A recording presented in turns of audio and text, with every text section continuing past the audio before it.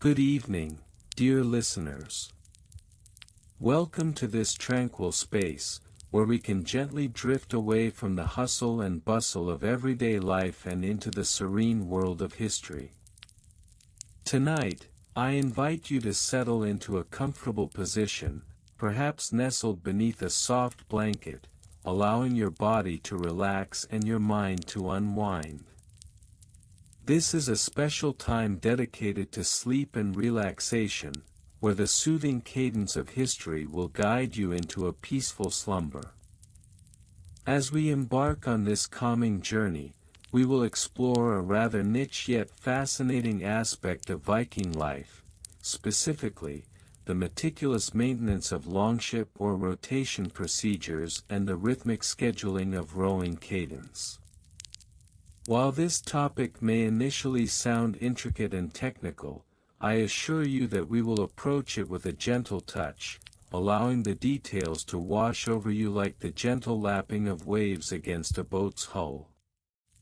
Imagine, if you will, the majestic Viking longships gliding through the cool waters of the fjords, the sun reflecting on their sleek wooden frames. Each ship, a marvel of engineering, depended on the harmonious collaboration of its crew. The oars, long and sturdy, needed care and attention to ensure they would withstand the rigors of the journey ahead.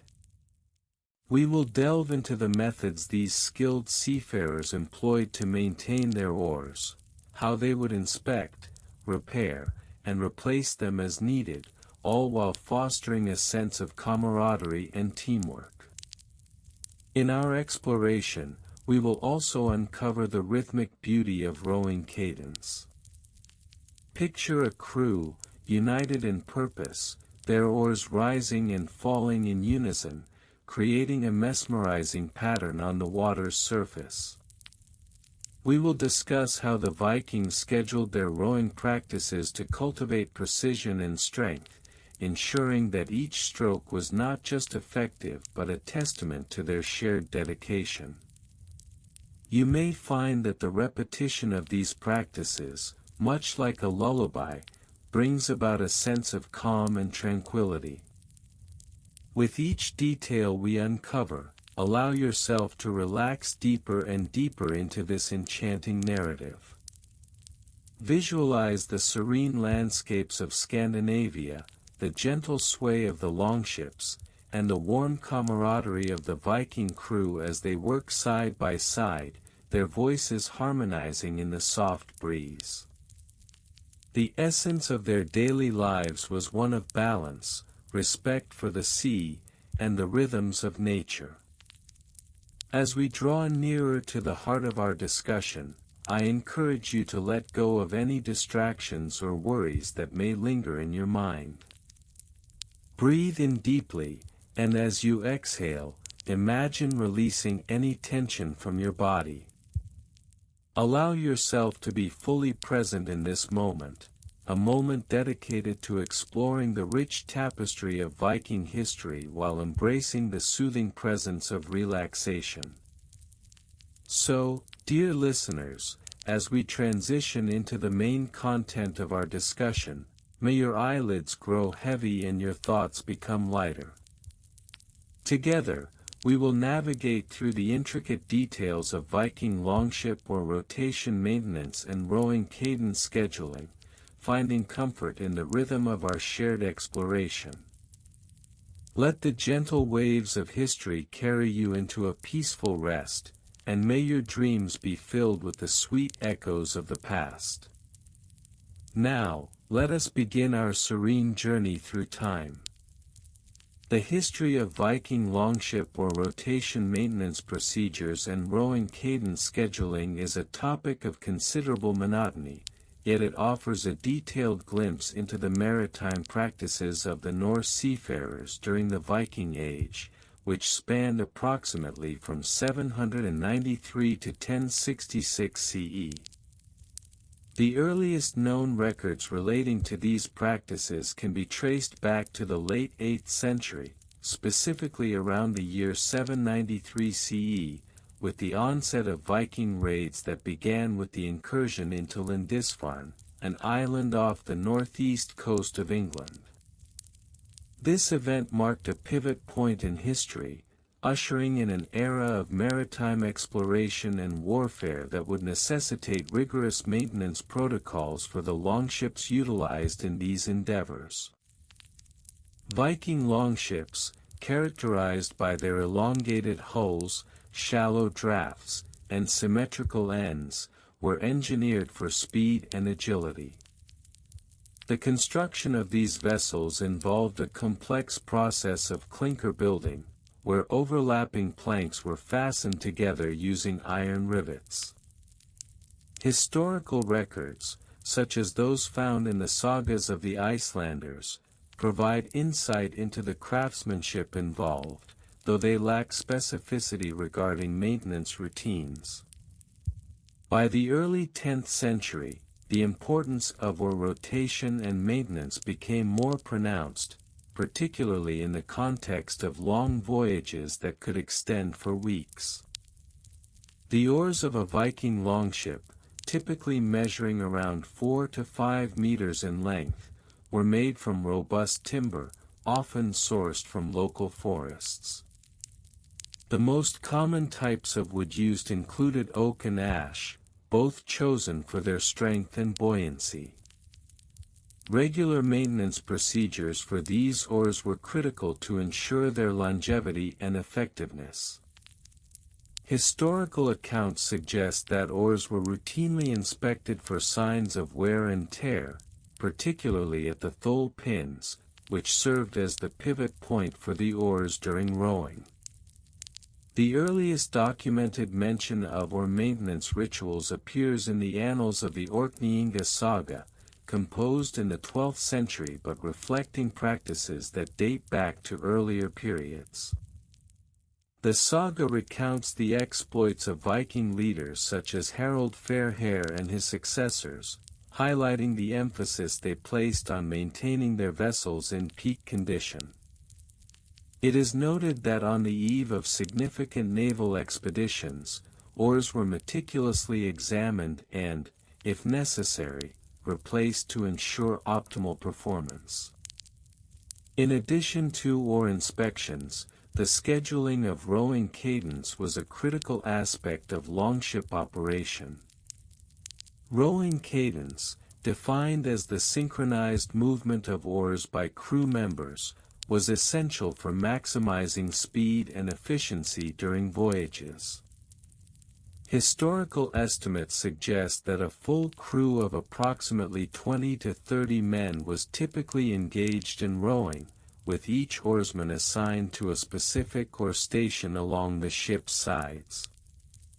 The administrative procedures for rowing cadence scheduling were quite elaborate.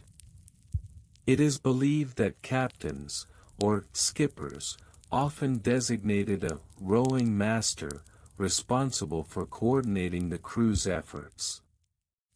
This individual was tasked with developing a rhythmic pattern to the rowing, which was crucial for maintaining the ship's velocity. A common rowing cadence would involve a count, typically set by the rowing master, who would call out 1, 2, 3, in a synchronized manner, enabling the crew to pull their oars in unison. The importance of such coordination cannot be understated, as any deviation could lead to inefficiencies or even accidents at sea. Each day aboard a Viking longship was structured around the demands of navigation and rowing. The daily routines began at dawn, with the crew rising to inspect the ship and prepare for the day's activities. After a brief communal meal, consisting primarily of porridge made from barley or oats, the crew would gather to discuss the day's rowing schedule, weather conditions, and navigational objectives. Once this initial assembly was complete, the crew would begin their rowing practice. During these morning sessions, oar rotation procedures would be implemented to ensure that all members of the crew had an opportunity to row, thus preventing fatigue and overuse injuries. A typical rotation would involve each crew member rowing for a period of approximately 20 minutes, followed by a brief rest period during which crew members would hydrate and consume small rations of dried fish or bread. This practice of rotation was not only a matter of physical endurance but also an essential aspect of team cohesion. Maintaining morale was crucial, as voyages could be lengthy and arduous. The importance of oar rotation was further underscored by the harsh realities of maritime life. Longships often encountered adverse weather conditions, necessitating a reliable and well-maintained crew. Historical accounts, such as those documented in the writings of the Arab traveler Ahmad ibn Fadlan, describe how Viking seafarers would row tirelessly for hours, with the rhythm of their strokes echoing across the waters. The careful scheduling of rowing cadence was thus paramount in ensuring that crews did not exhaust themselves before reaching their intended destinations. Record-keeping was an integral element of the administrative procedures surrounding rowing cadence. Skippers would often maintain logs detailing the performance of their crews, noting the effectiveness of various rowing cadences and the condition of the oars. These logs, while not surviving in significant quantities, were critical for planning future expeditions. The logs indicated which oar stations were most effective and which crew members exhibited the best stamina. As the Viking Age progressed into the late 10th century, the significance of oar rotation and maintenance routines became increasingly formalized. With the establishment of more centralized governance in regions such as Norway and Denmark, there emerged systematic approaches to shipbuilding and maintenance. The Jarl of Hålogaland, for instance, was known to implement regulations regarding the upkeep of longships, mandating regular inspections and scheduled maintenance intervals for oars and other vital components. In 1016 CE, during the reign of King Nut in England, records indicate that a formalized fleet management system was established, which included protocols for oar maintenance and rowing cadence. This system was primarily aimed at enhancing the efficiency of naval expeditions and ensuring that longships remained operationally ready for both defense and trade. Under King Nut's administration, vessels were periodically requisitioned for inspections and necessary repairs, with specific attention given to the functionality of oars. Daily routines aboard longships continued to evolve under this governance. Crew members were typically assigned specific roles beyond rowing, including tasks such as sail management, navigation, and the upkeep of provisions. The rowing schedule became more regimented, with designated periods for both rowing and rest, allowing for a balance between exertion and recuperation. Such measures were essential for maintaining the crew's physical health during prolonged voyages, often spanning several weeks. Throughout the 11th century, as Viking expeditions grew in scope and ambition, the demand for efficient oar rotation and rowing cadence scheduling reached new heights. The Battle of Stamford Bridge in 1066 CE, a significant event marking the decline of the Viking Age, serves as a historical touchstone for these practices. The forces led by King Harald Hardrada relied heavily on their longships for rapid mobility, showcasing the culmination of centuries of maritime experience, including the meticulous attention to oar maintenance and rowing cadence. In conclusion, the history of Viking longship or rotation maintenance procedures and rowing cadence scheduling is one of diligent administration, rigorous daily routines, and a profound understanding of maritime dynamics.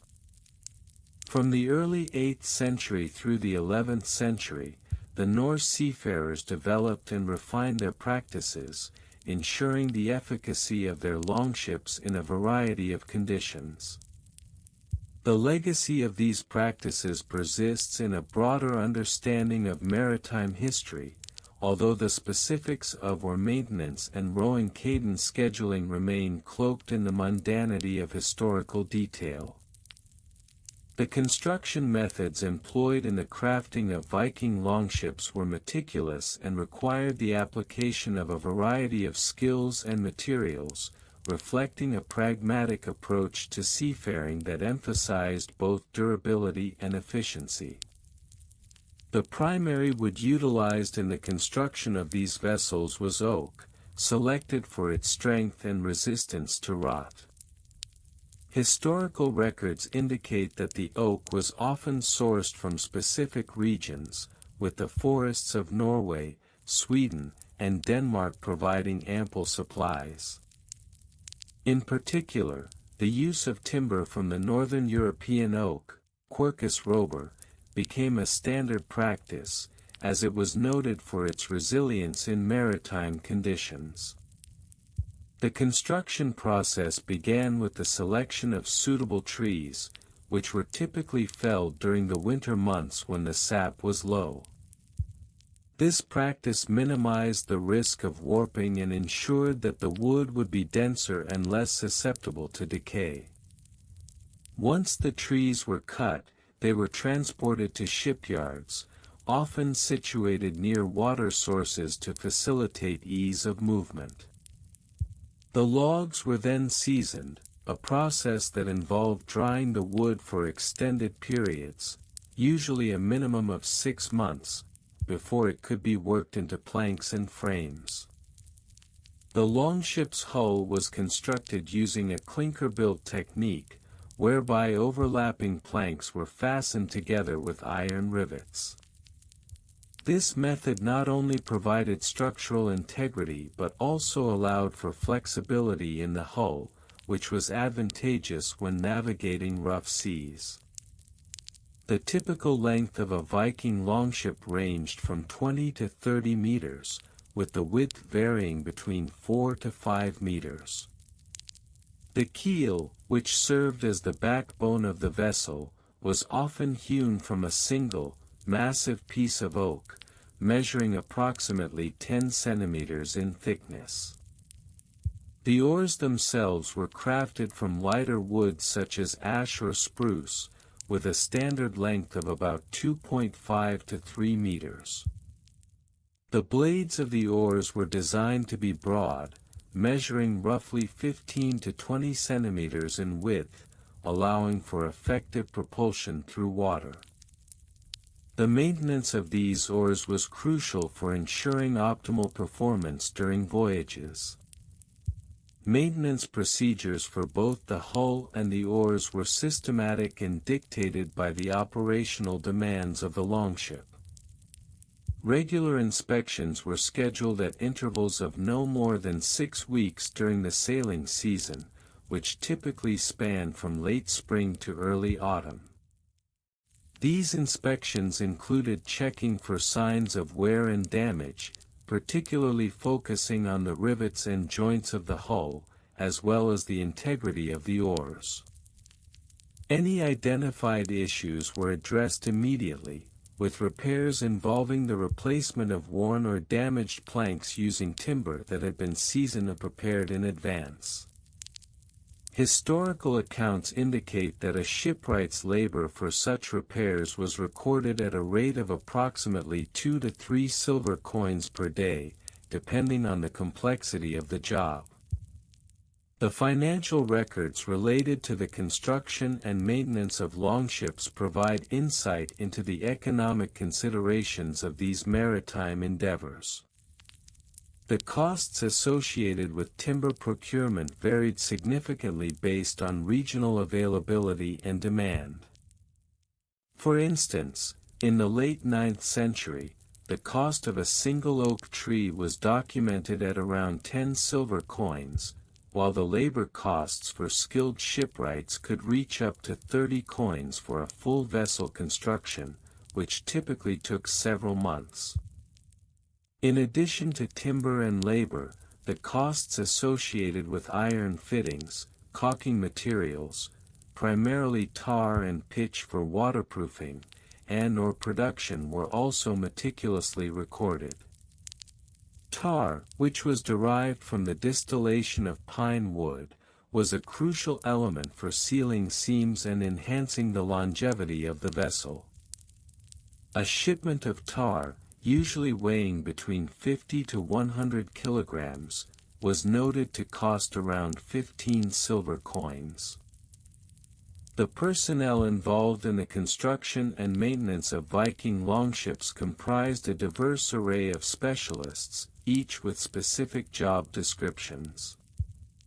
The master shipwright, or skipper, was responsible for overseeing the construction process and ensuring adherence to design specifications, which included the overall dimensions and structural integrity of the vessel.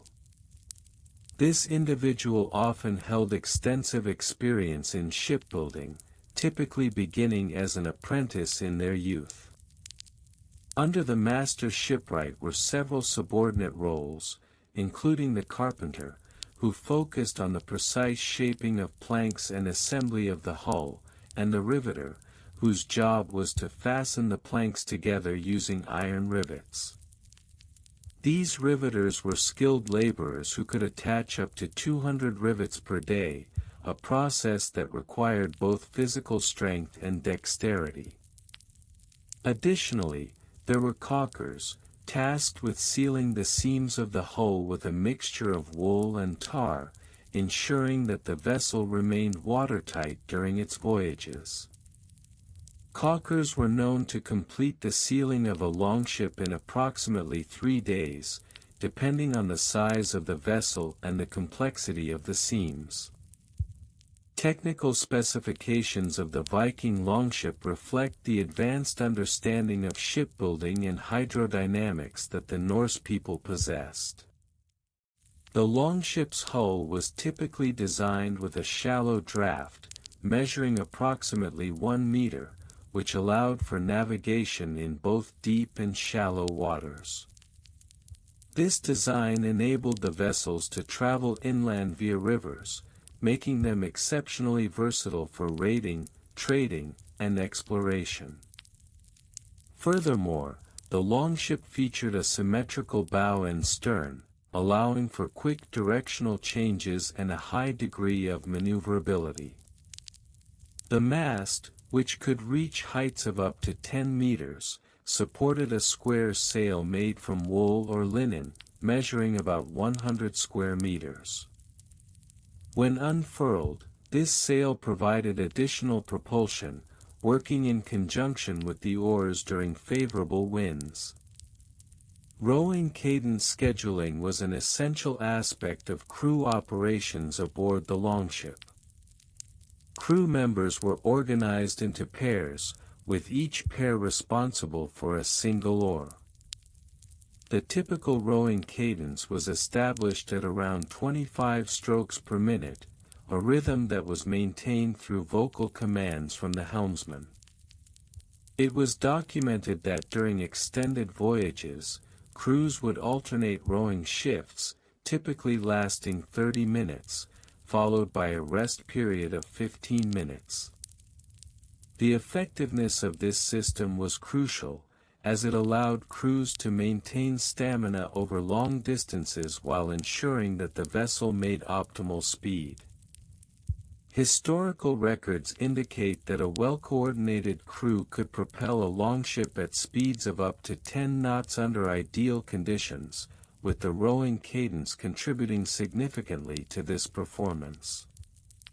In summary, The history of Viking longship or rotation maintenance procedures and rowing cadence scheduling, while appearing mundane, reveals a complex interplay of construction methods, materials, financial considerations, personnel roles, and technical specifications. Each element was intricately linked to ensure the longship's effectiveness as a vessel of exploration, trade, and warfare, embodying the maritime prowess of the Norse seafarers from the late 8th to the early 11th centuries. While the details may seem tedious, they collectively form an essential narrative in understanding the technological advancements and operational practices of the Viking Age.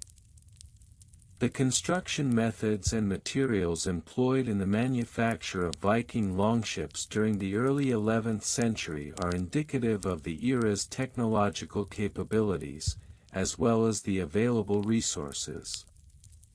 Longships were primarily constructed from oak, a hardwood known for its durability and strength. The oak trees selected for shipbuilding were typically between 60 and 120 years old, as this age range provided the optimal balance of flexibility and resistance to rot. The average dimensions of these trees were approximately 30 to 50 centimeters in diameter at breast height, yielding timber lengths of up to 10 meters. The shipwrights, who were skilled craftsmen, utilized a technique known as clinker building, where overlapping planks were fastened together using iron rivets. This method not only enhanced the vessel's structural integrity but also allowed for a lightweight hull, which was critical for both speed and maneuverability in the often turbulent waters of the North Atlantic. Each longship required between 1,000 and 1,500 individual iron rivets, each about 10 centimeters in length, to secure the planks. Maintenance procedures for longships were meticulous and systematic. Following each voyage, a detailed inspection was conducted, typically within a fortnight of return to port. The hull was examined for signs of wear, rot, or damage, with particular attention paid to the keel and stem, which were most susceptible to degradation due to prolonged exposure to water. A typical inspection would involve the utilization of a hand tool known as a gouge, which measured the thickness of the hull at various points. If the hull's thickness diminished below 2 centimeters, repairs were mandated before the ship could be deemed seaworthy once again. In addition to structural inspections, the maintenance of oars was paramount. Each longship carried between 20 and 30 oars, typically measuring between 4 and 5 meters in length. The blades of these oars were made from a combination of softwood, usually pine or spruce, and reinforced with iron tips to prevent chipping during use. To maintain their efficacy, the oars were subjected to a bi-weekly rotation schedule, ensuring that each oar received equal wear and tear. This rotation was documented in a ledger, which recorded the date, the oar number, and the names of the rowers responsible for each shift.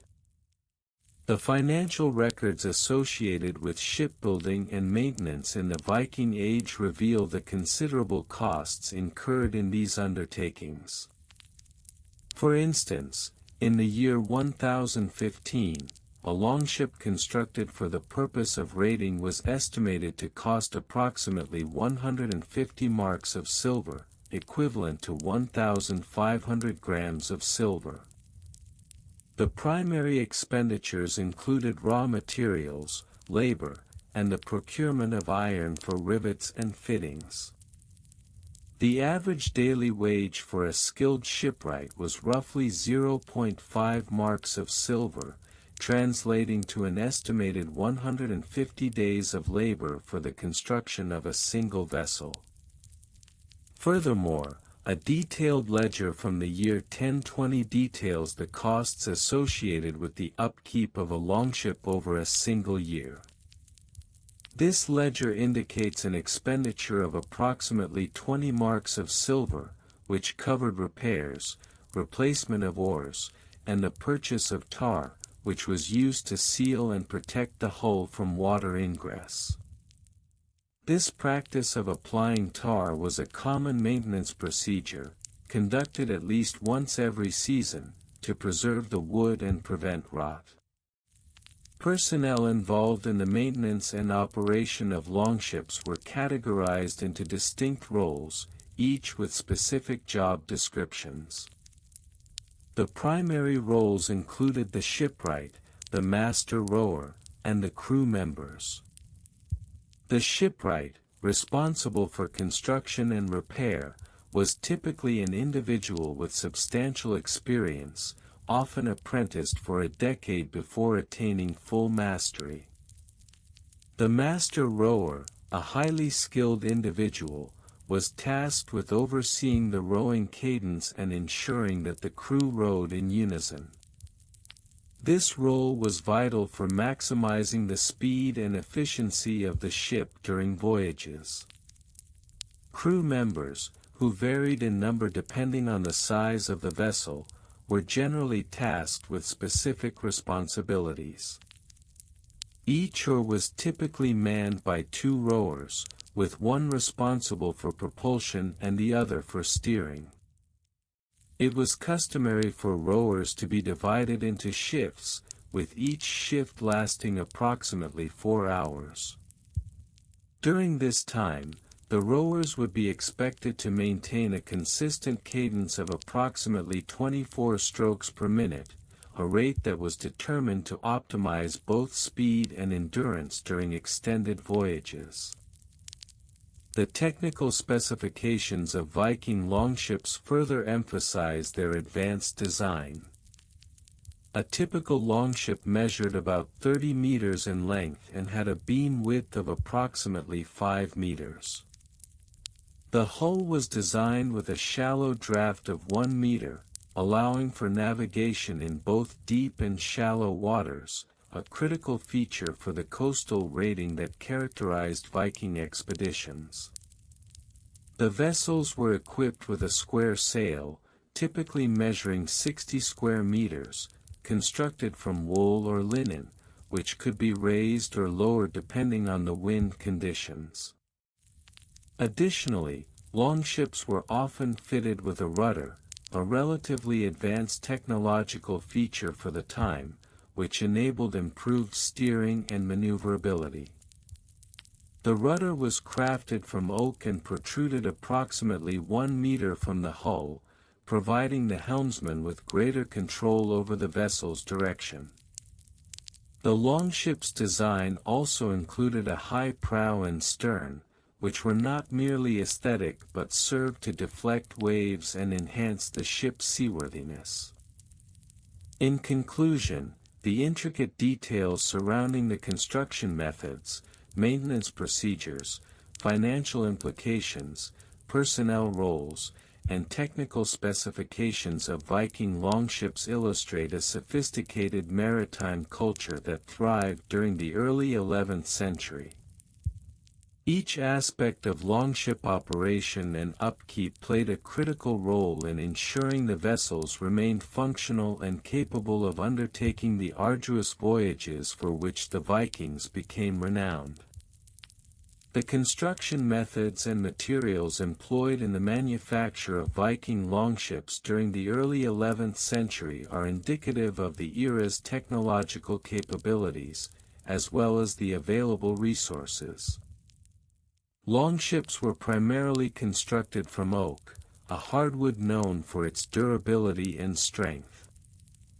The oak trees selected for shipbuilding were typically between 60 and 120 years old, as this age range provided the optimal balance of flexibility and resistance to rot. The average dimensions of a Viking longship ranged from 20 to 30 meters in length, with a beam width of about 5 to 6 meters, allowing for a streamlined design that enabled both speed and agility in the water. The process of constructing a longship began with the careful selection and felling of trees in late autumn, around October, when the sap was down, ensuring the wood would be less prone to warping. Shipbuilders, known as tasmer, would utilize iron tools such as axes and chisels, often forged by local blacksmiths, to shape the timber. Once the wood was prepared, the builders would create a keel, the main structural element that provided stability. The keel was typically a solid piece of oak, sometimes measuring as much as 30 centimeters in thickness. This essential part of the ship was laid first, and its construction often took several weeks. Following the keel, the next step involved the assembly of the frame, which consisted of ribs or frames made from thinner strips of oak. These ribs were steam-bent into shape, a technique that allowed the builders to create the characteristic curved hull of the longship. This bending process was crucial because it enhanced the ship's hydrodynamics and buoyancy. The frames were secured to the keel using iron nails, which were manufactured through a labor-intensive process that involved heating and hammering wrought iron into shape. The planking of the hull was another vital stage in the construction of longships. The planks, usually sourced from oak or pine, were often about 2 to 3 centimeters thick and were fastened to the frames using a technique called clinker building. This method involved overlapping the edges of the planks, creating a strong and flexible hull that could withstand the rough seas. The overlapping design was not only practical but also aesthetically pleasing, as it resulted in a sleek silhouette that became iconic for Viking ships. As the ship took shape, builders used a variety of materials for reinforcement and waterproofing.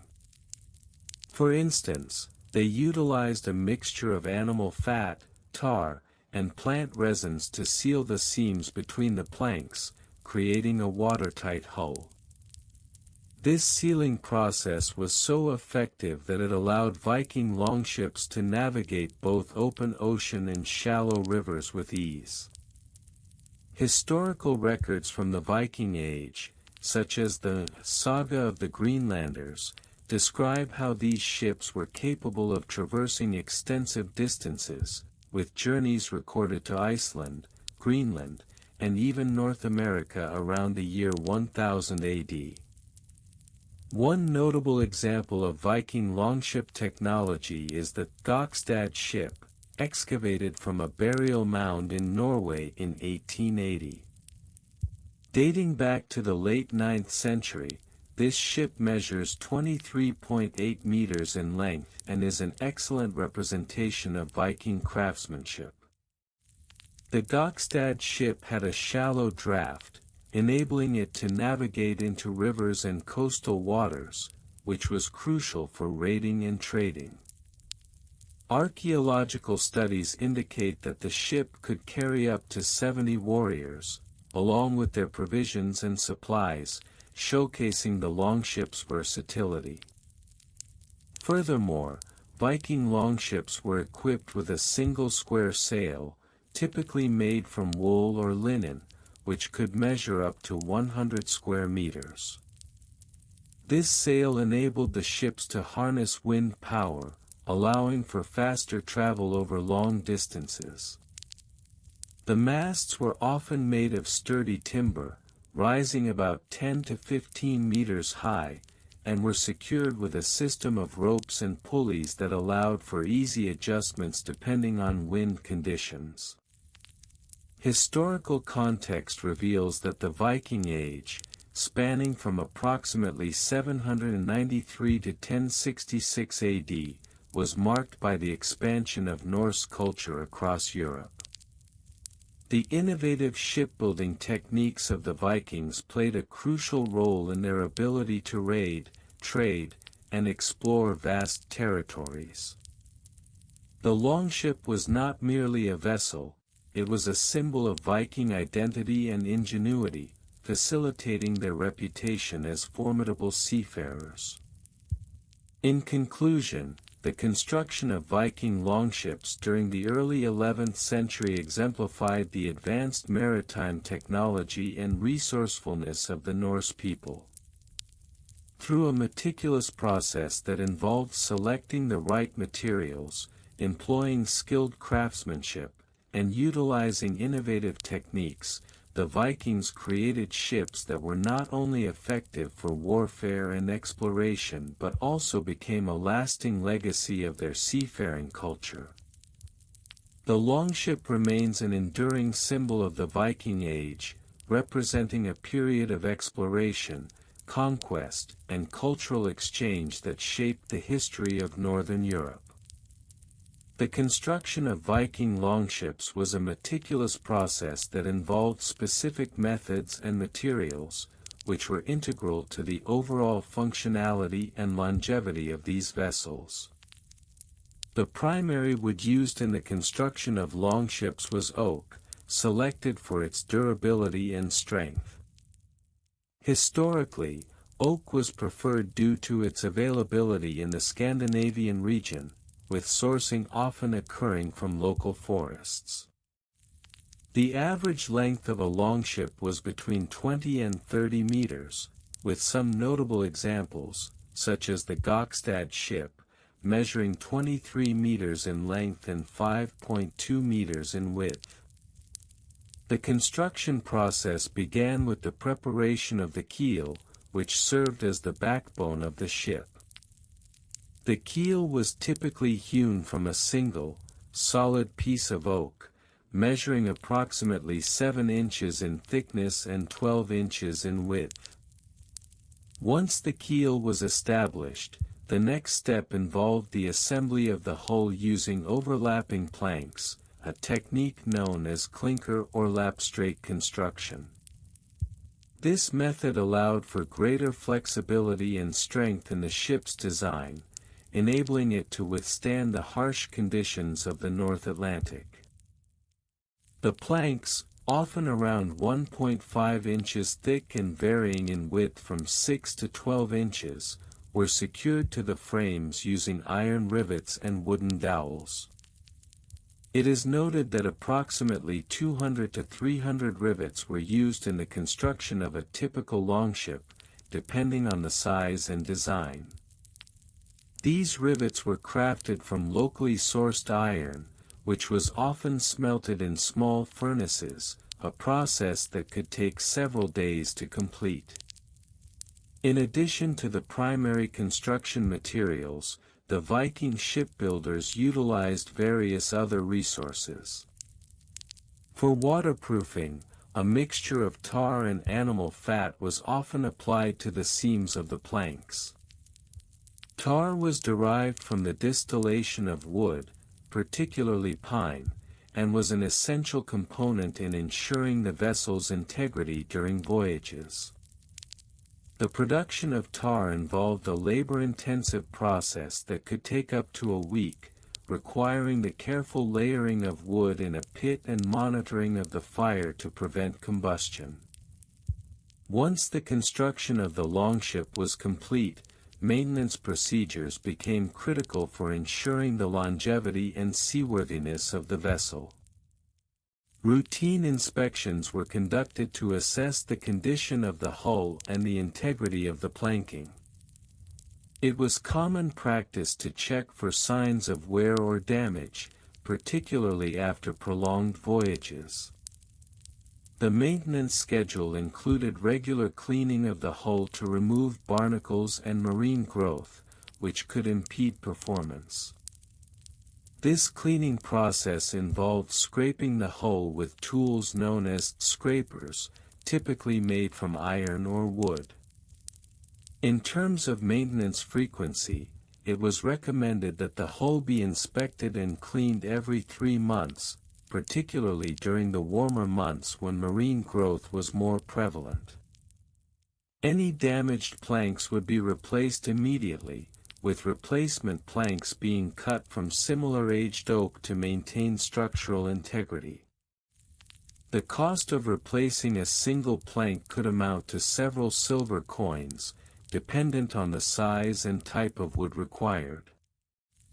Financial records from the Viking Age indicate that the costs associated with longship construction and maintenance were substantial. The expense of a full-sized longship was significant, often exceeding the wealth of an average chieftain. For instance, records from the late 9th century suggest that the cost of constructing a longship could range from 500 to 1,000 silver coins, depending on the intricacy of the design and the materials used.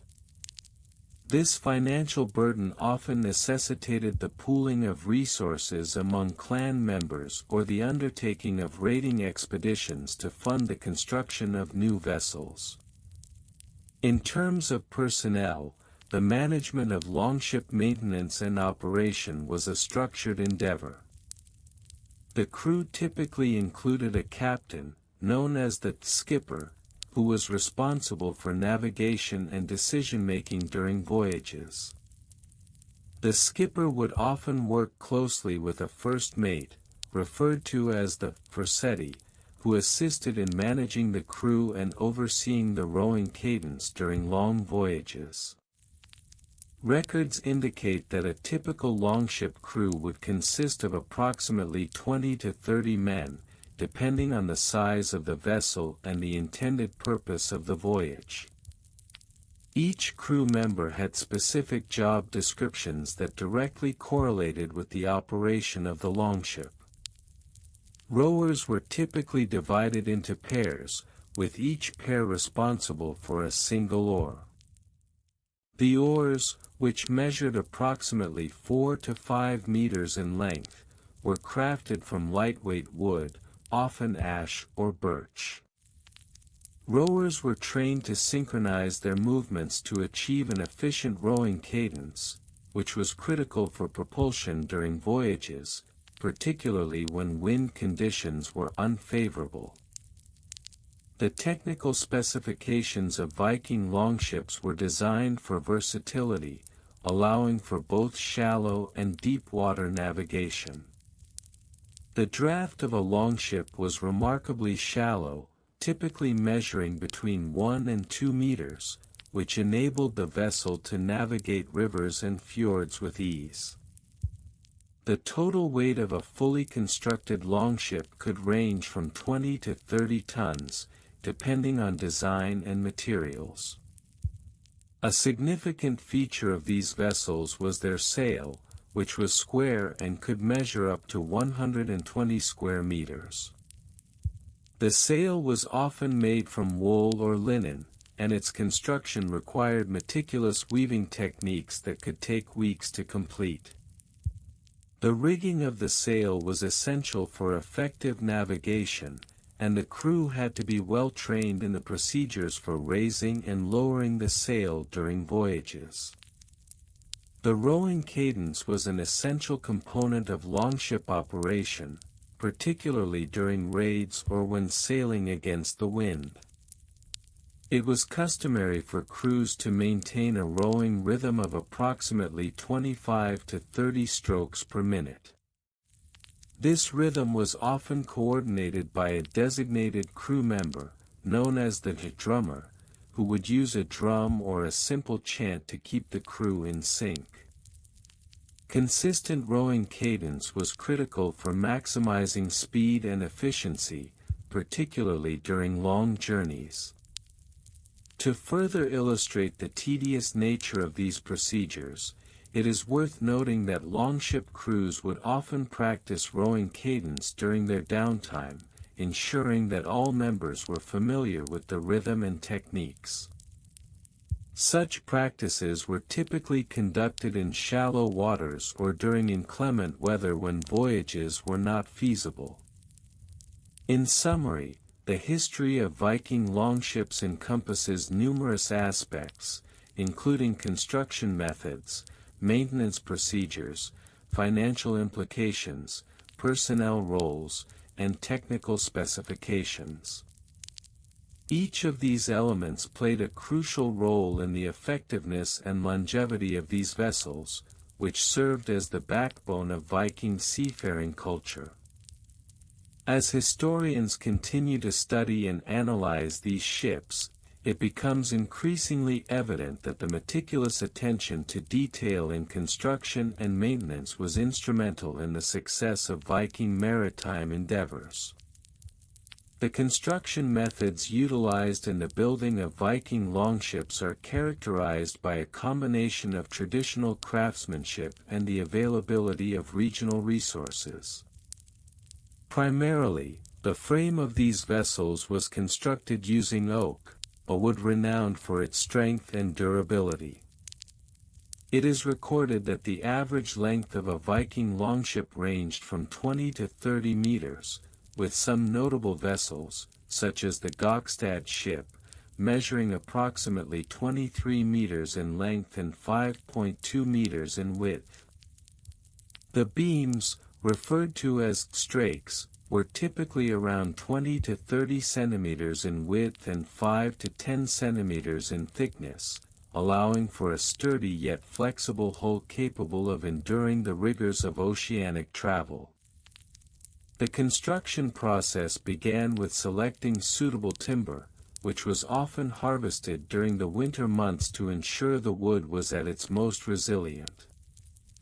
After the timber was felled, it underwent a seasoning process that could take up to 2 years, during which the moisture content diminished to an optimal level for shipbuilding. The frames were assembled using a technique known as clinker building, where overlapping planks were fastened together with iron rivets, a method that provided both flexibility and strength to the hull. This process was labor-intensive, with each ship requiring approximately 10,000 rivets, each measuring about 1.5 centimeters in diameter. The maintenance procedures for Viking longships were equally meticulous, reflecting the importance of these vessels in Viking society. Regular inspections were crucial to ensure the integrity of the ship's structure. It is documented that the hulls required caulking with a mixture of animal fat and wool to prevent water ingress, a task that was performed biannually before the sailing season commenced. The oars, typically made from ash or elm, were also subject to rigorous maintenance protocols. Each oar averaged 3 to 4 meters in length and required periodic sanding and oiling to protect against rot. Historical records reveal that a crew member was specifically designated the role of oarsman caretaker, responsible for the upkeep of oars, which included repairing broken oars that could occur during the course of use. Financial records from various Viking settlements provide insight into the costs associated with both the construction and maintenance of longships. The expense of timber alone was considerable, with estimates indicating that a single longship could cost upwards of 200 silver coins. Labor costs were also significant, as the construction of a ship could take several months and required skilled laborers. A master shipbuilder, or skipar, typically earned around 10 to 15 silver coins per month, while apprentices received half that amount.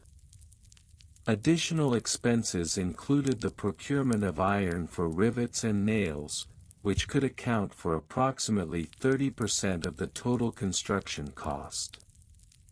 Personnel involved in the shipbuilding and maintenance of longships were categorized into distinct roles, each with specific job descriptions.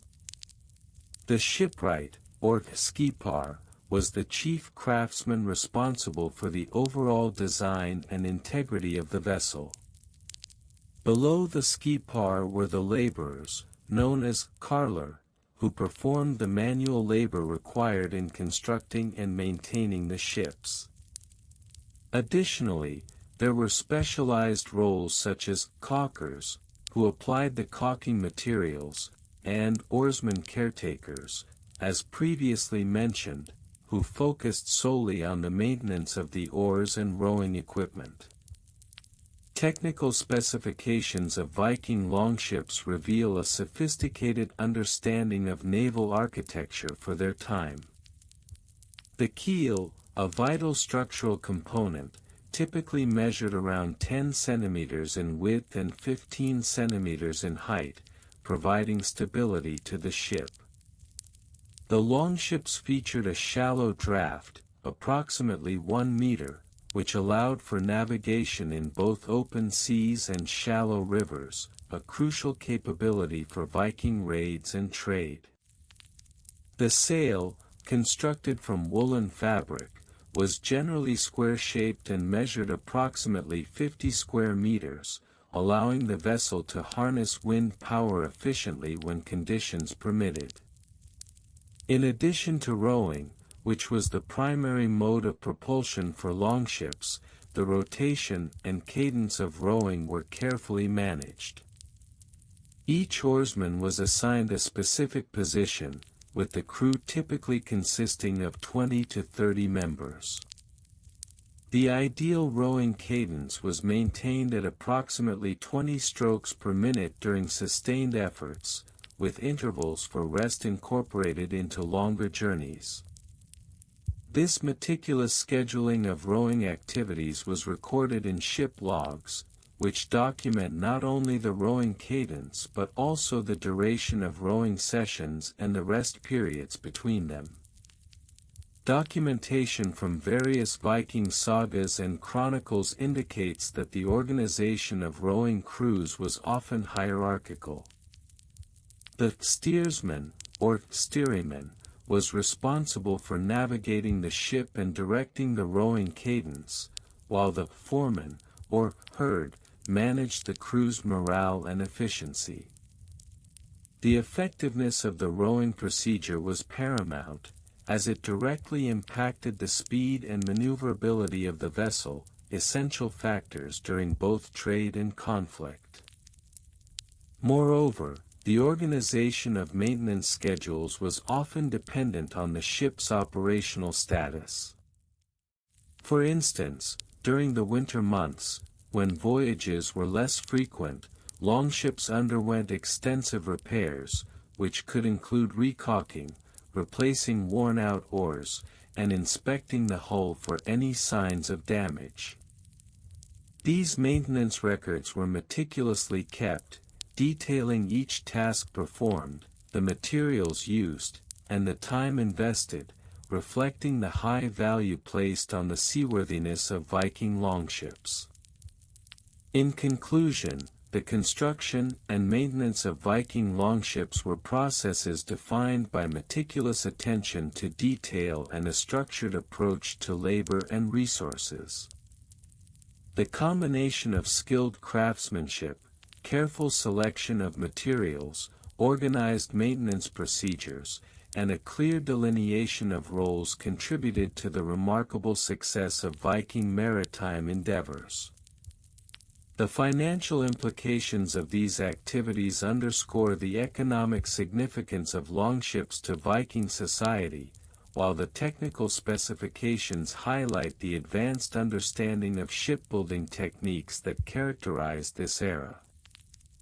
As such, the history of Viking longship or rotation maintenance procedures and rowing cadence scheduling reveals not only the practical aspects of these vessels but also their integral role in shaping the dynamics of Viking exploration and expansion during the medieval period. The construction methods utilized in the building of Viking longships are characterized by a combination of traditional craftsmanship and the availability of regional resources. Primarily, the frame of these vessels was constructed using oak, a wood renowned for its strength and durability. It is recorded that the average length of a Viking longship ranged from 20 to 30 meters, with some notable vessels, such as the Gokstad ship, measuring approximately 23 meters in length and 5.2 meters in width. The Gokstad ship, unearthed in 1880 from a burial mound in Norway, offers a wealth of information about Viking shipbuilding methods. Dated back to around 890 AD, this ship exemplifies the exceptional craftsmanship of the Vikings. The ship's keel, which serves as the backbone of the vessel, was made from a single piece of oak measuring about 7.5 meters long. It was both robust and flexible, allowing for a balance between stability and speed, which was crucial for long voyages across the North Atlantic. A defining feature of Viking longships was their clinker-built construction method, a technique that involved overlapping planks of wood. This method not only provided additional strength but also allowed the ships to flex with the waves, enhancing their seaworthiness. The planks were typically fastened together using iron rivets, which were hammered through the overlapping edges of the wood, creating a watertight seal. In the case of the Gokstad ship, it is estimated that around 60 individual planks were used, each meticulously shaped and fitted to create a seamless hull.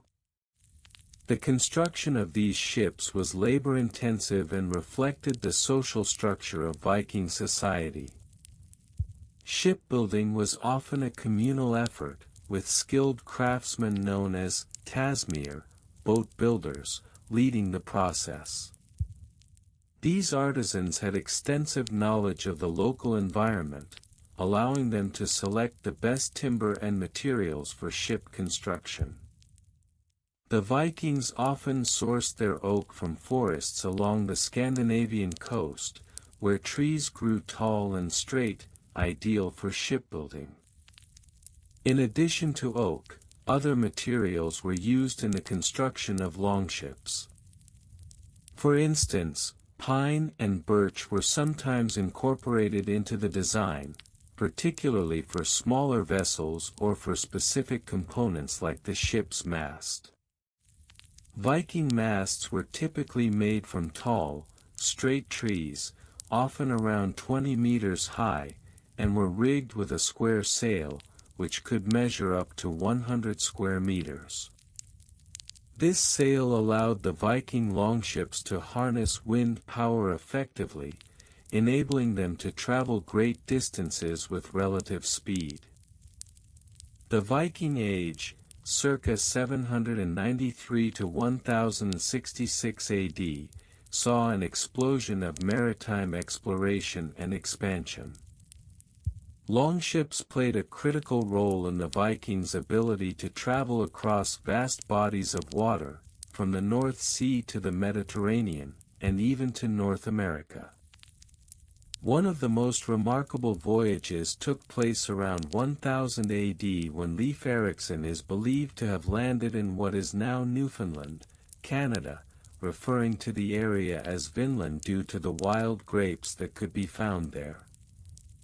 This journey, facilitated by the design and construction of longships, highlights the advanced navigational skills of the Vikings, who utilized the stars, ocean currents, and even bird migrations to guide their way. Case studies of specific shipwrecks, such as the Oseberg ship discovered in 1904, further illuminate Viking shipbuilding techniques. The Oseberg ship, which dates back to around 820 AD, is notable not only for its size, approximately 21.5 meters long and 5 meters wide, but also for its elaborate carvings and ornamentation that reflect the artistry of the era. The ship was found in a burial mound containing the remains of two women, likely of high status, suggesting the ship's role in funerary practices. Its design includes 15 pairs of oars, demonstrating the Vikings' commitment to versatility in propulsion.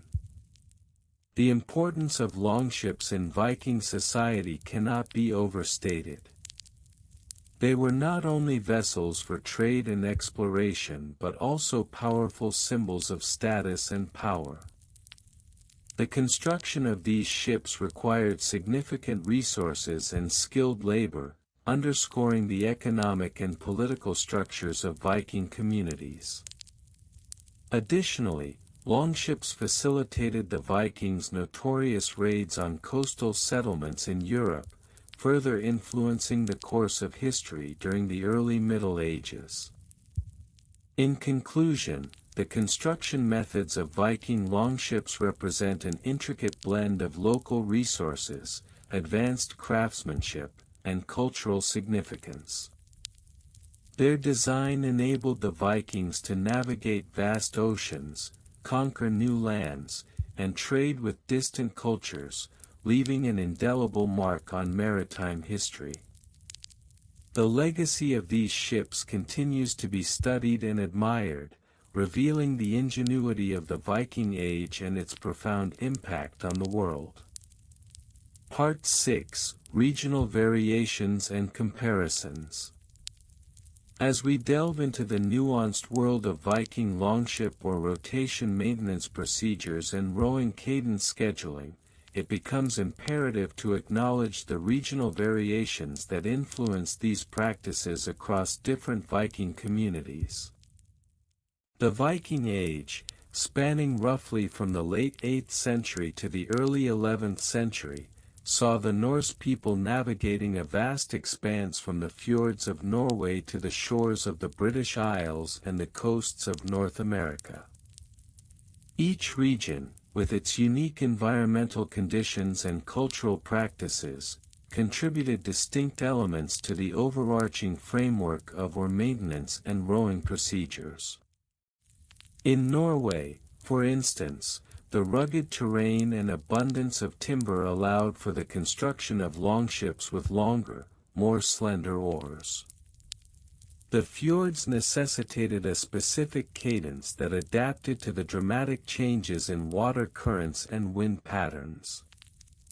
Norwegian crews often employed a rotating system where oarsmen were divided into teams based on their physical strength, with heavier oars assigned to the more robust individuals. This method not only maximized efficiency but also ensured that oar maintenance was conducted with the utmost care, as stronger oarsmen were more adept at handling the wear and tear associated with prolonged rowing. Conversely, in the Danish regions, the flat coastal waters and expansive seas led to the development of broader, shorter oars. The rowing cadence in these areas was characterized by a more synchronized approach, with crews often practicing coordinated movements to maintain speed and agility. The maintenance procedures for oars, therefore, emphasized uniformity and consistency, with oarsmen frequently engaging in drills that focused on collective rhythm rather than individual strength.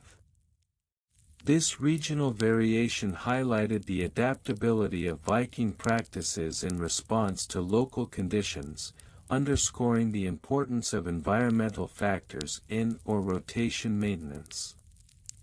In the British Isles, where Viking settlements established themselves, the integration of local rowing techniques and oar designs further diversified maintenance practices. The presence of different wood types, such as oak and ash, led to variances in oar durability and flexibility. British oar maintenance often involved the application of natural oils and resins to protect against the harsh saltwater environment, a practice that was less prevalent in Scandinavia. Furthermore, the rowing cadence adopted by Viking crews in the British Isles was influenced by local maritime traditions, resulting in a blend of Viking and indigenous techniques that enriched the overall rowing culture. Part 7: Evolution over different time periods. The evolution of Viking longship or rotation maintenance procedures and rowing cadence scheduling is a testament to the adaptability and ingenuity of the Norse seafarers. As the Viking Age progressed, advancements in shipbuilding technology and maritime knowledge significantly influenced the maintenance of oars and rowing practices. In the early Viking Age, circa 793 to 850 AD, the longships were characterized by their simplicity and functional design. Oars were often crafted from locally sourced timber, primarily using rudimentary tools. Maintenance procedures were equally straightforward, focusing primarily on the replacement of damaged oars rather than preventive care. Rowing cadence was largely dictated by the need for sustained power, with crews often relying on brute strength to propel their vessels. This period was marked by a trial-and-error approach, where oarsmen learned through experience, leading to significant regional differences in rowing techniques. As we transitioned into the Middle Viking Age, circa 850 to 950 AD, a notable shift occurred due to increased trade and interaction with other cultures. The introduction of iron tools revolutionized our manufacturing, allowing for finer craftsmanship and more durable oars. Maintenance procedures began to formalize, with specific guidelines emerging regarding the inspection and repair of oars.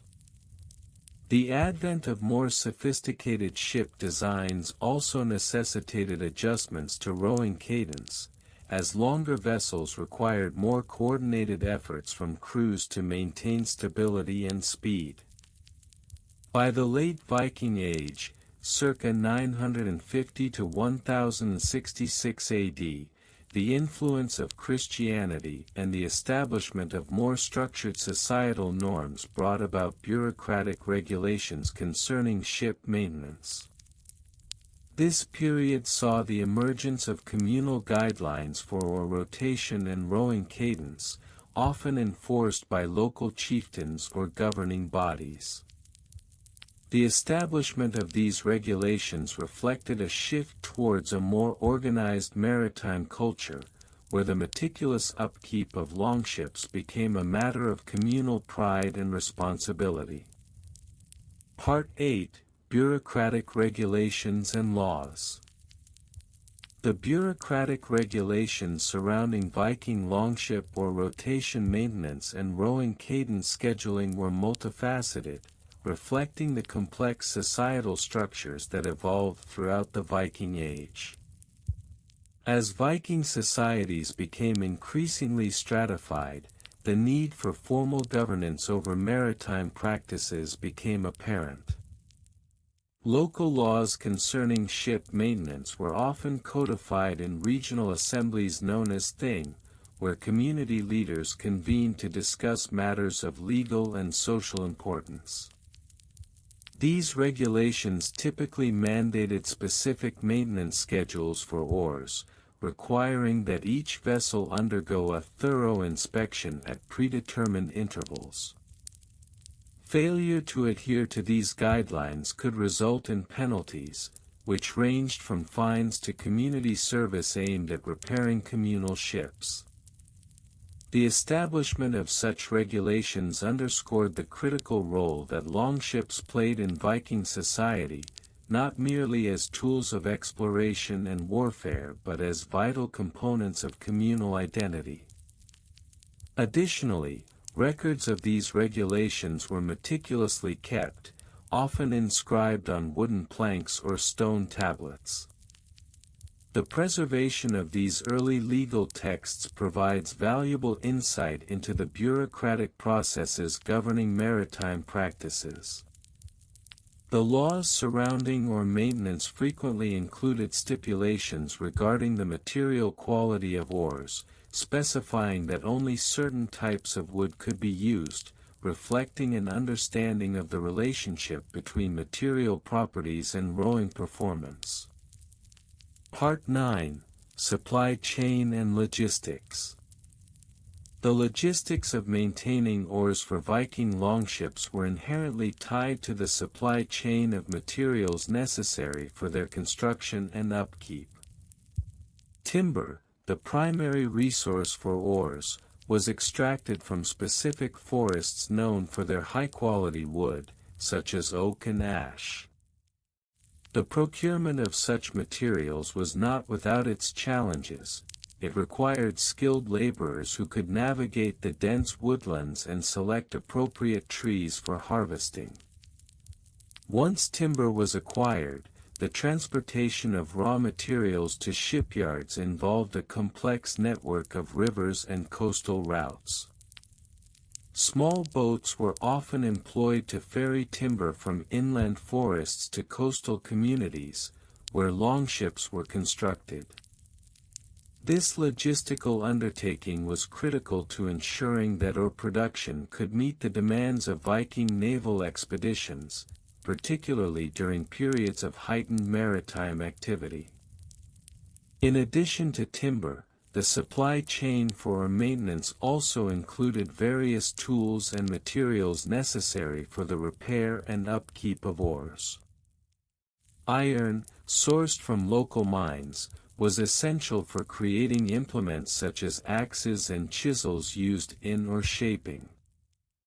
The establishment of trade routes facilitated the exchange of these materials between Viking settlements, underscoring the interconnectedness of Viking society and its dependence on a well-organized supply chain. Moreover, the seasonal nature of maritime activities influenced supply chain dynamics. For instance, as winter approached and sea conditions became treacherous, shipbuilders would ramp up production in anticipation of the upcoming sailing season. This cyclical pattern necessitated careful planning and coordination among communities, ensuring that sufficient resources were available for oar maintenance and repair. Part 10. Record-keeping methods. Finally, the methodologies employed in record-keeping regarding oar rotation maintenance and rowing cadence scheduling provide a fascinating glimpse into Viking administrative practices. While the Vikings are often characterized as a largely oral culture, archaeological evidence indicates that they developed various methods of documentation to track maritime activities. One prevalent form of record-keeping involved the use of runestones, which were inscribed with information about ship maintenance schedules and crew assignments. These stones served not only as memorials but also as practical records that communicated essential details to future generations. The inscriptions often included the names of oarsmen, the specifications of oars, and the dates of inspections, all crucial for maintaining the continuity of maritime practices. In addition to runestones, wooden tablets were commonly used for more transient record-keeping. These tablets, often made from readily available materials, allowed for the jotting down of notes regarding oar maintenance procedures or rowing cadence modifications. Such documents, however, were less durable than stone inscriptions, leading to a reliance on oral traditions for the transmission of knowledge. The meticulous nature of record-keeping highlights the Vikings' understanding of the importance of maintaining accurate logs concerning their maritime practices. Such records not only served practical purposes but also played a role in reinforcing the communal identity associated with longship sailing, as they documented the collective efforts of crews and their commitment to maintaining the vessels that were integral to their way of life. In conclusion, the tedious history of Viking longship or rotation maintenance procedures and rowing cadence scheduling is a rich tapestry woven from regional variations, bureaucratic regulations, supply chain logistics, and record-keeping methodologies. Each facet contributes to a deeper understanding of the Viking maritime culture, revealing the intricate interplay between environmental factors, societal structures, and technological advancements in shaping the practices that defined an era of exploration and conquest. The tedious history of Viking longship or rotation maintenance procedures and rowing cadence scheduling. Part 7. Regional variations and comparisons. The Viking Age, spanning from approximately 793 to 1066 AD, saw a remarkable diversity in longship design and maintenance protocols across various regions inhabited by Norse communities.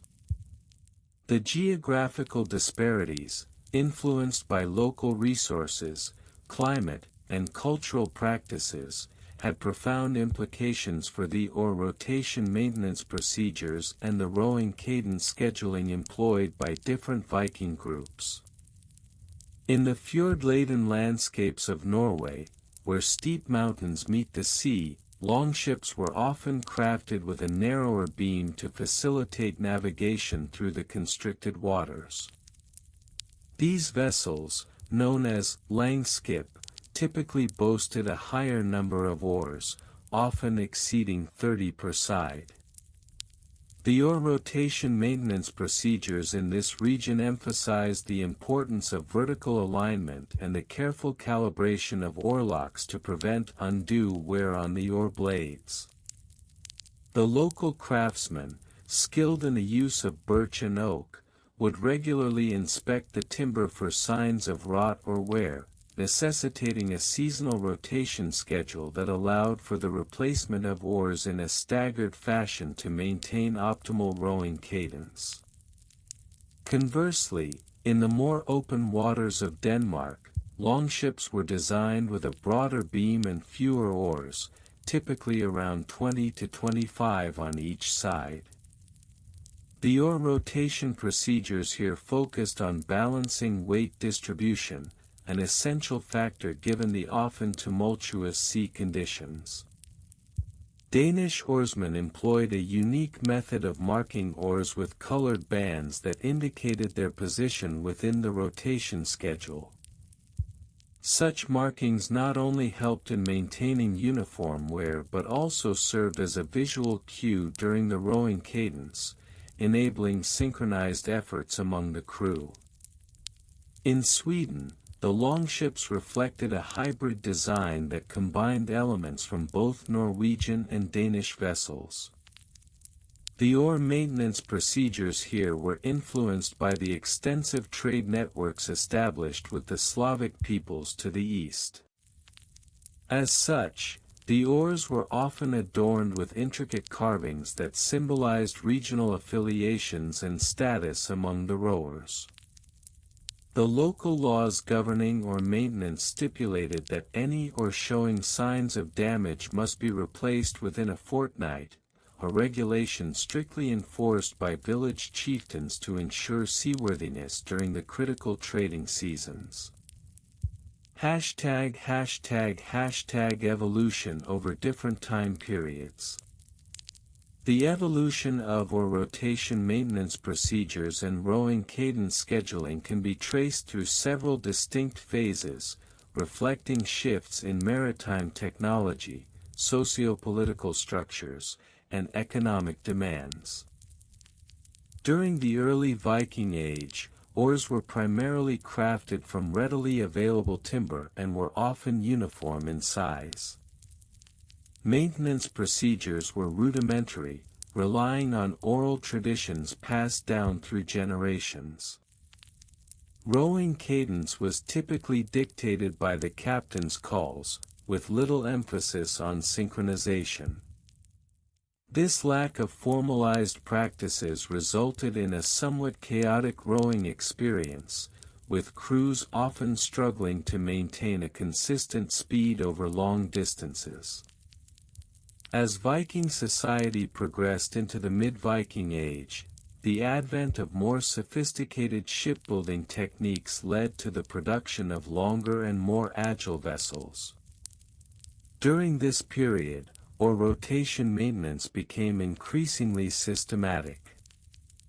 The introduction of iron fittings for oarlocks necessitated more frequent inspections and replacements, as the wear and tear on metal components created a demand for precise maintenance schedules. Rowing cadence began to incorporate rhythmic patterns, influenced by the development of musical traditions among Norse seafarers, which fostered a greater sense of unity among the crew. By the late Viking Age, with the establishment of more complex political structures and trade networks, oar maintenance procedures have become highly bureaucratized. The emergence of written records allowed for the documentation of oar specifications, maintenance histories, and crew assignments. This period saw the rise of designated oar masters responsible for overseeing both the maintenance of oars and the scheduling of rowing cadences. Detailed logs were maintained to track the performance history of each oar, with annotations for repairs and replacements. This meticulous record-keeping not only improved efficiency but also enhanced the overall effectiveness of Viking longships during maritime endeavors. #Bureaucratic regulations and laws. The burgeoning complexity of oar rotation maintenance and rowing cadence scheduling inevitably led to the establishment of bureaucratic regulations and laws. As Viking society evolved, so too did the need for formal governance regarding maritime affairs.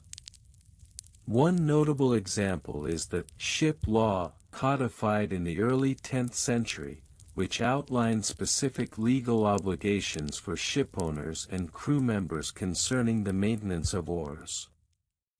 Under these laws, shipowners were mandated to provide a minimum number of oars per vessel, with stipulations regarding the materials used in their construction and the frequency of inspections. Failure to comply with these regulations could result in severe penalties, including fines or the loss of the vessel. In addition to ship laws, local assemblies known as things played a crucial role in determining maintenance standards. At these gatherings, community leaders would convene to discuss maritime issues, including the establishment of standardized maintenance procedures for oars. The decisions made during these assemblies were often recorded in detail, creating a body of legal literature that served as a reference for future generations.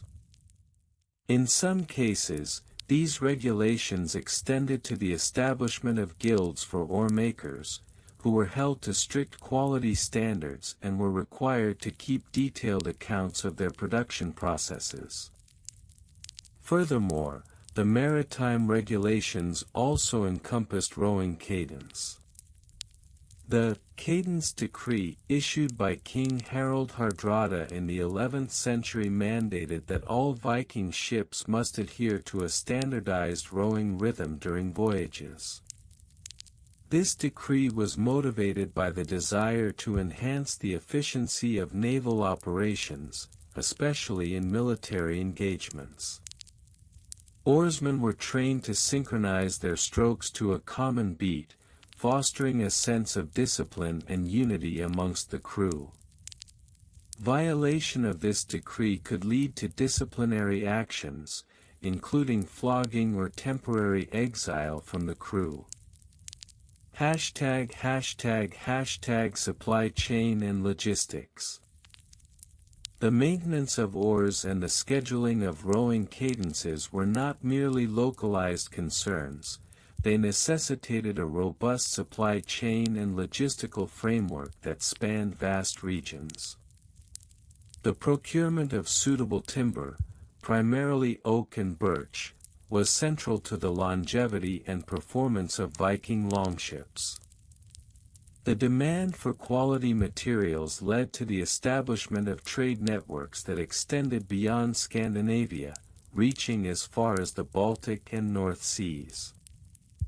Timber was often transported via river systems and coastal routes, with skilled craftsmen overseeing the selection and preparation of oars. The logistics of transporting large quantities of timber involved careful planning, as the seasonal nature of logging activities meant that supply could fluctuate dramatically. During the summer months, when the demand for longship construction peaked, local communities would mobilize to harvest timber, often resorting to communal efforts to ensure a steady supply. In addition to timber, the oar maintenance supply chain included a variety of ancillary materials such as leather for grips and iron for fittings. The procurement of these materials often necessitated long-distance trade expeditions, as local sources could be insufficient to meet the demands of a growing fleet. Iron, in particular, was a highly sought-after commodity, leading to the establishment of trade relationships with communities across the British Isles and beyond. Logistical challenges extended beyond material procurement. The organization of crew members for oar maintenance and cadence scheduling required careful planning and coordination. Oarsmen were often drawn from local villages, necessitating a system of recruitment and training to ensure all crew members were familiar with the maintenance procedures and rowing rhythms. This logistical complexity underscored the importance of community involvement and cooperation, as the success of any maritime venture hinged on the collective efforts of skilled craftsmen and experienced sailors alike. #record-keeping methods. As the intricacies of oar rotation maintenance procedures and rowing cadence scheduling evolved, so too did the methods of record-keeping employed by Viking communities. The shift from oral traditions to written documentation marked a significant turning point in the ability to maintain comprehensive records of oar specifications, maintenance histories, and crew assignments. The earliest forms of record-keeping utilized runestones and wood carvings to inscribe vital information regarding ship specifications and maintenance procedures. These inscriptions, while limited in scope, served as crucial references for shipbuilders and oar maintenance personnel. The more sophisticated approach emerged with the introduction of parchment and ink, leading to the creation of detailed logs that documented every aspect of the oar maintenance process. In the late Viking Age, specialized scribes began to develop standardized forms that outlined oar specifications, maintenance schedules, and rowing cadences. These records were meticulously maintained within shipyards and were often consulted during the construction of new vessels. Additionally, the emergence of guilds for oarmakers and shipbuilders fostered a culture of documentation, as members were required to keep detailed accounts of their production processes. The advent of the Christianization of the Viking world also played a pivotal role in the evolution of record-keeping. Monasteries became centers of learning and documentation, where monks transcribed vital maritime records, preserving them for posterity. These records not only included oar specifications and maintenance logs but also documented the broader socio-economic context in which Viking maritime activities occurred. The culmination of these record-keeping practices can be seen in the comprehensive logbooks maintained by naval commanders, which detailed not only maintenance procedures but also the performance history of each oar and crew member. These logbooks became invaluable resources for future expeditions, allowing captains to make informed decisions regarding oar rotation and rowing cadence based on the historical performance of their vessels. In conclusion, the history of Viking longship oar rotation maintenance procedures and rowing cadence scheduling is a tapestry woven from the threads of regional variations, bureaucratic regulations, supply chain logistics, and meticulous record-keeping. As we delve deeper into this subject, we uncover the complexities and nuances that shaped one of history's most formidable maritime cultures.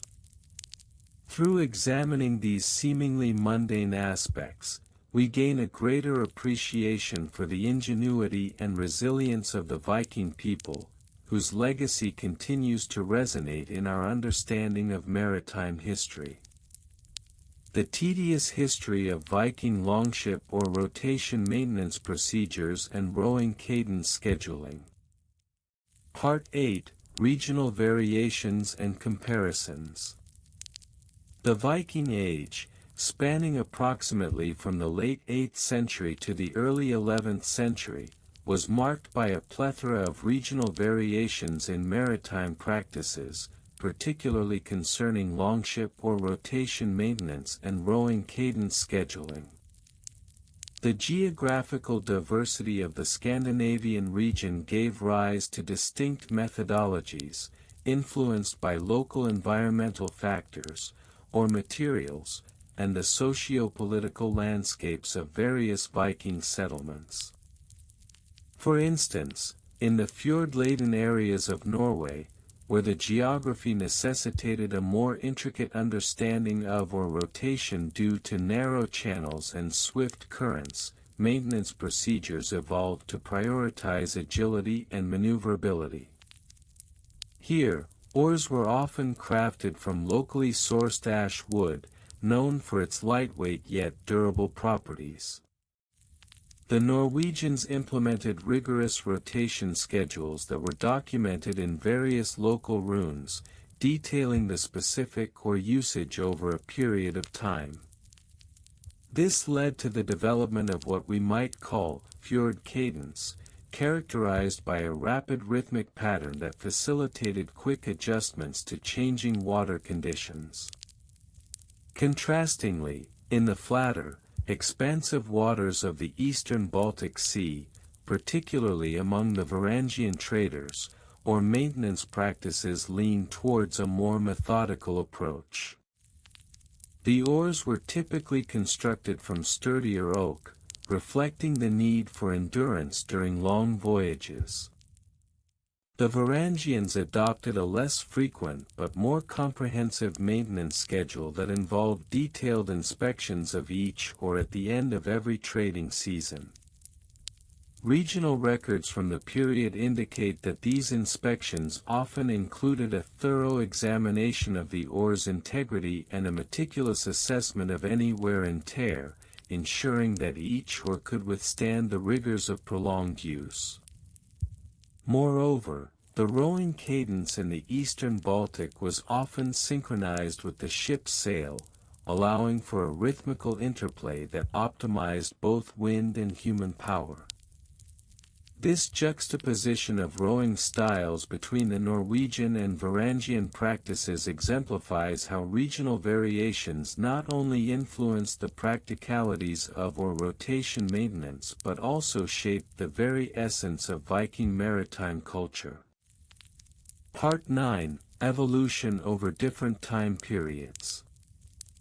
As the Viking Age progressed, the evolution of oar maintenance and rowing practices underwent significant transformations, influenced by a myriad of factors including technological advancements, shifting trade routes, and the gradual centralization of power within Scandinavian societies.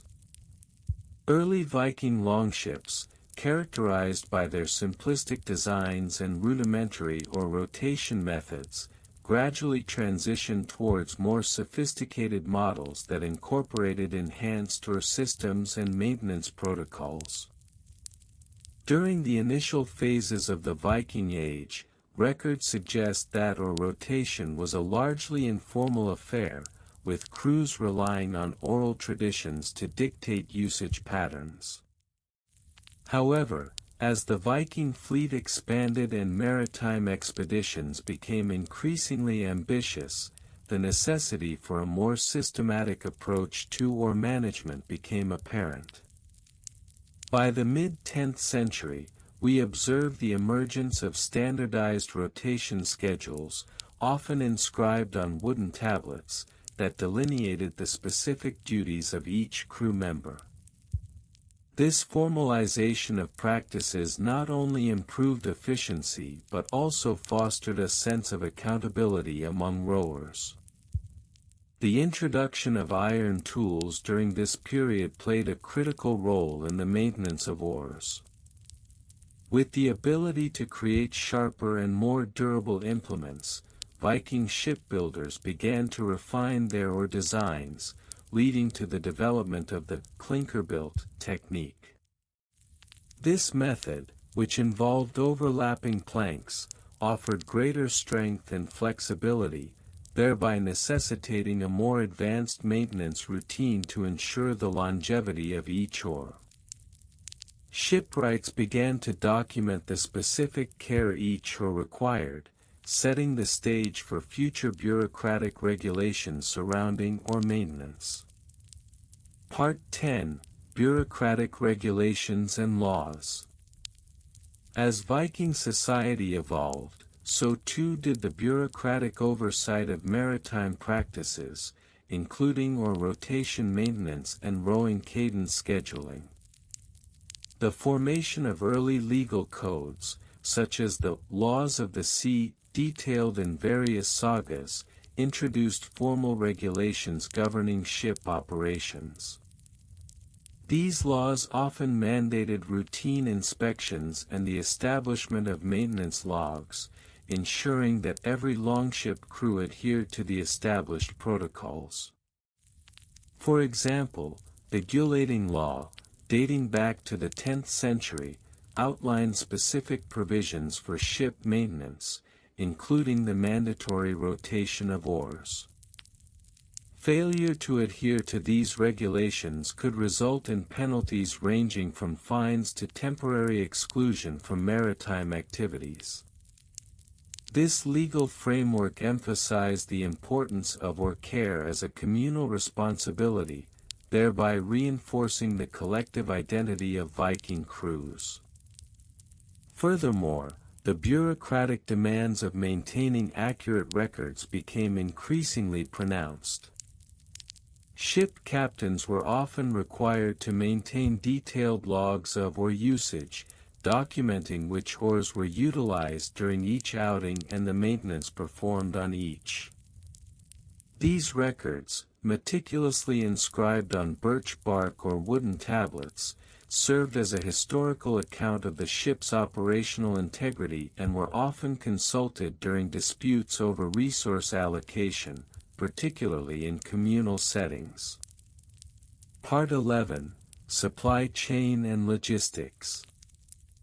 The intricacies of Viking longship operation were heavily influenced by the supply chain and logistics surrounding oar production and maintenance. The procurement of raw materials, particularly wood for oars, necessitated a comprehensive understanding of both local and regional resources. Viking shipbuilders established intricate networks to source high-quality timber, often traveling extensive distances to acquire the necessary materials. Regional forests were often mapped and documented, indicating the availability of specific tree species deemed suitable for oar construction. For instance, oak trees from the dense forests of southern Sweden were highly coveted for their strength, while ash from the more temperate regions of Norway was preferred for its lightweight properties. The logistics of transporting these materials back to shipyards often involved coordinated efforts among various clans, who would barter goods and services in exchange for lumber. Once the oars were crafted, the logistics of maintaining a ready supply of replacement parts became paramount. Longships were frequently subjected to the wear and tear of rigorous voyages, resulting in the need for a reliable inventory of spare oars. The Viking sagas reveal that ship captains often traveled with not only their primary oars but also a selection of backup oars stored in specialized compartments within the vessel. This foresight in logistics ensured that crews could swiftly adapt to any unforeseen circumstances, such as breakage or loss during battle. Part 12: Record-Keeping Methods. The meticulous record-keeping methods employed by Viking ship crews provide a fascinating lens through which to examine the cultural significance of oar maintenance and rowing cadence scheduling. The documentation of oar usage and maintenance routines was not merely a functional necessity, it served as a vital reflection of the larger societal values of the Viking community. Oar maintenance logs were often inscribed on materials such as wood, bone, or leather, utilizing simple yet effective writing systems. Runes, the alphabet used by the Norse, offered a means to convey complex information succinctly. Each entry typically included the date of maintenance, the specific oars inspected, and any repairs performed, often accompanied by annotations indicating the condition of the oars. Such records were critical in ensuring that all crew members understood their roles and responsibilities regarding the upkeep of their longships. Moreover, these records played a vital role in the transmission of knowledge across generations. As Viking culture emphasized oral storytelling, the meticulous documentation of oar rotation and maintenance procedures allowed for the preservation of valuable maritime knowledge. Young sailors would often study these logs as part of their training, learning not only the technical aspects of rowing but also the broader implications of communal responsibility and maritime heritage. In conclusion, the history of Viking longship oar rotation maintenance procedures and rowing cadence scheduling is a tapestry woven with threads of regional variation, bureaucratic regulation, and meticulous record-keeping. The evolution of these practices, influenced by technological advancements and logistical considerations, reflects the dynamic nature of Viking maritime culture. As we continue to explore the nuances of this tedious yet fascinating history, we gain insight into the broader societal values that shaped the Viking Age and its enduring legacy. The tedious history of Viking longship oar rotation maintenance procedures and rowing cadence scheduling, Parts 9-13. Part 9, Regional Variations and Comparisons. The Viking Age, which spanned from approximately 793 to 1066 CE, witnessed a plethora of regional variations in the maintenance procedures and rowing cadence of longships. These variations were influenced by geographic, climatic, and cultural factors unique to each Viking settlement.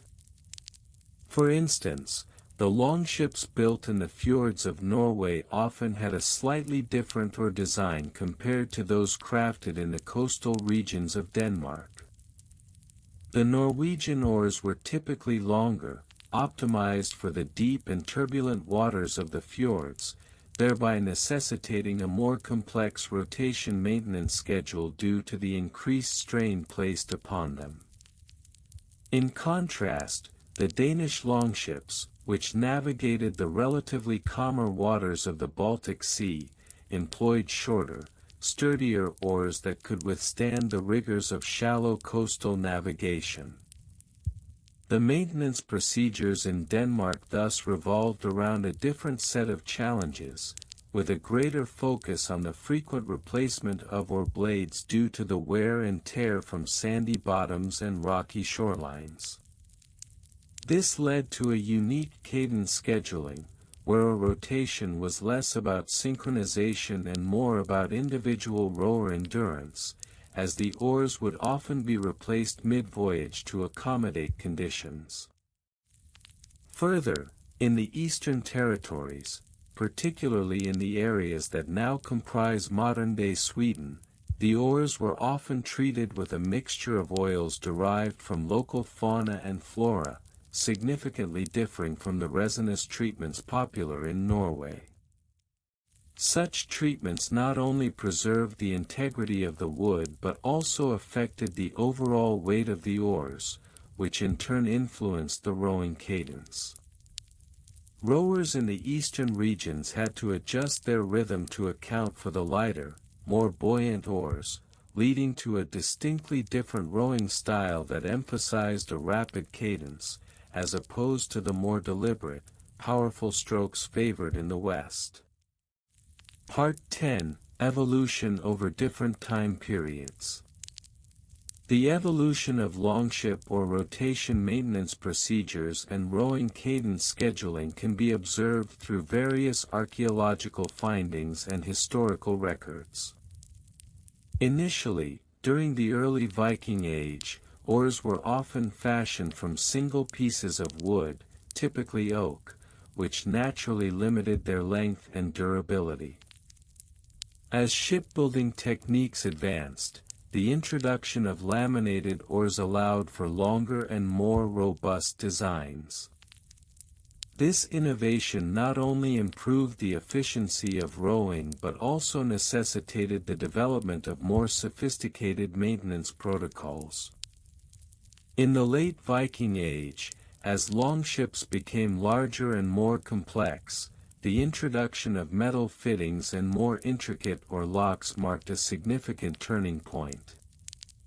These advancements allowed for quicker oar replacement procedures, as rowers could easily detach and reattach oars without the need for extensive tools.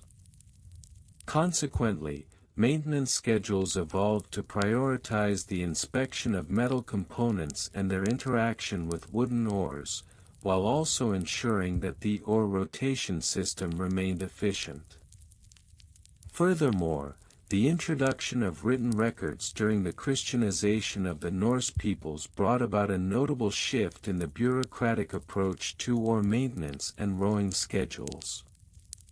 Monasteries began to document not only religious texts but also practical manuals that included maintenance procedures for longships, highlighting the importance of systematic record-keeping in the evolution of maritime practices. This transition from oral tradition to written documentation profoundly influenced the standardization of practices across various regions.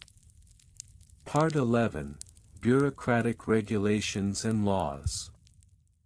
The bureaucratic landscape surrounding Viking longship oar maintenance and rowing cadence scheduling was intricate, reflecting the socio-political structures of the Norse societies.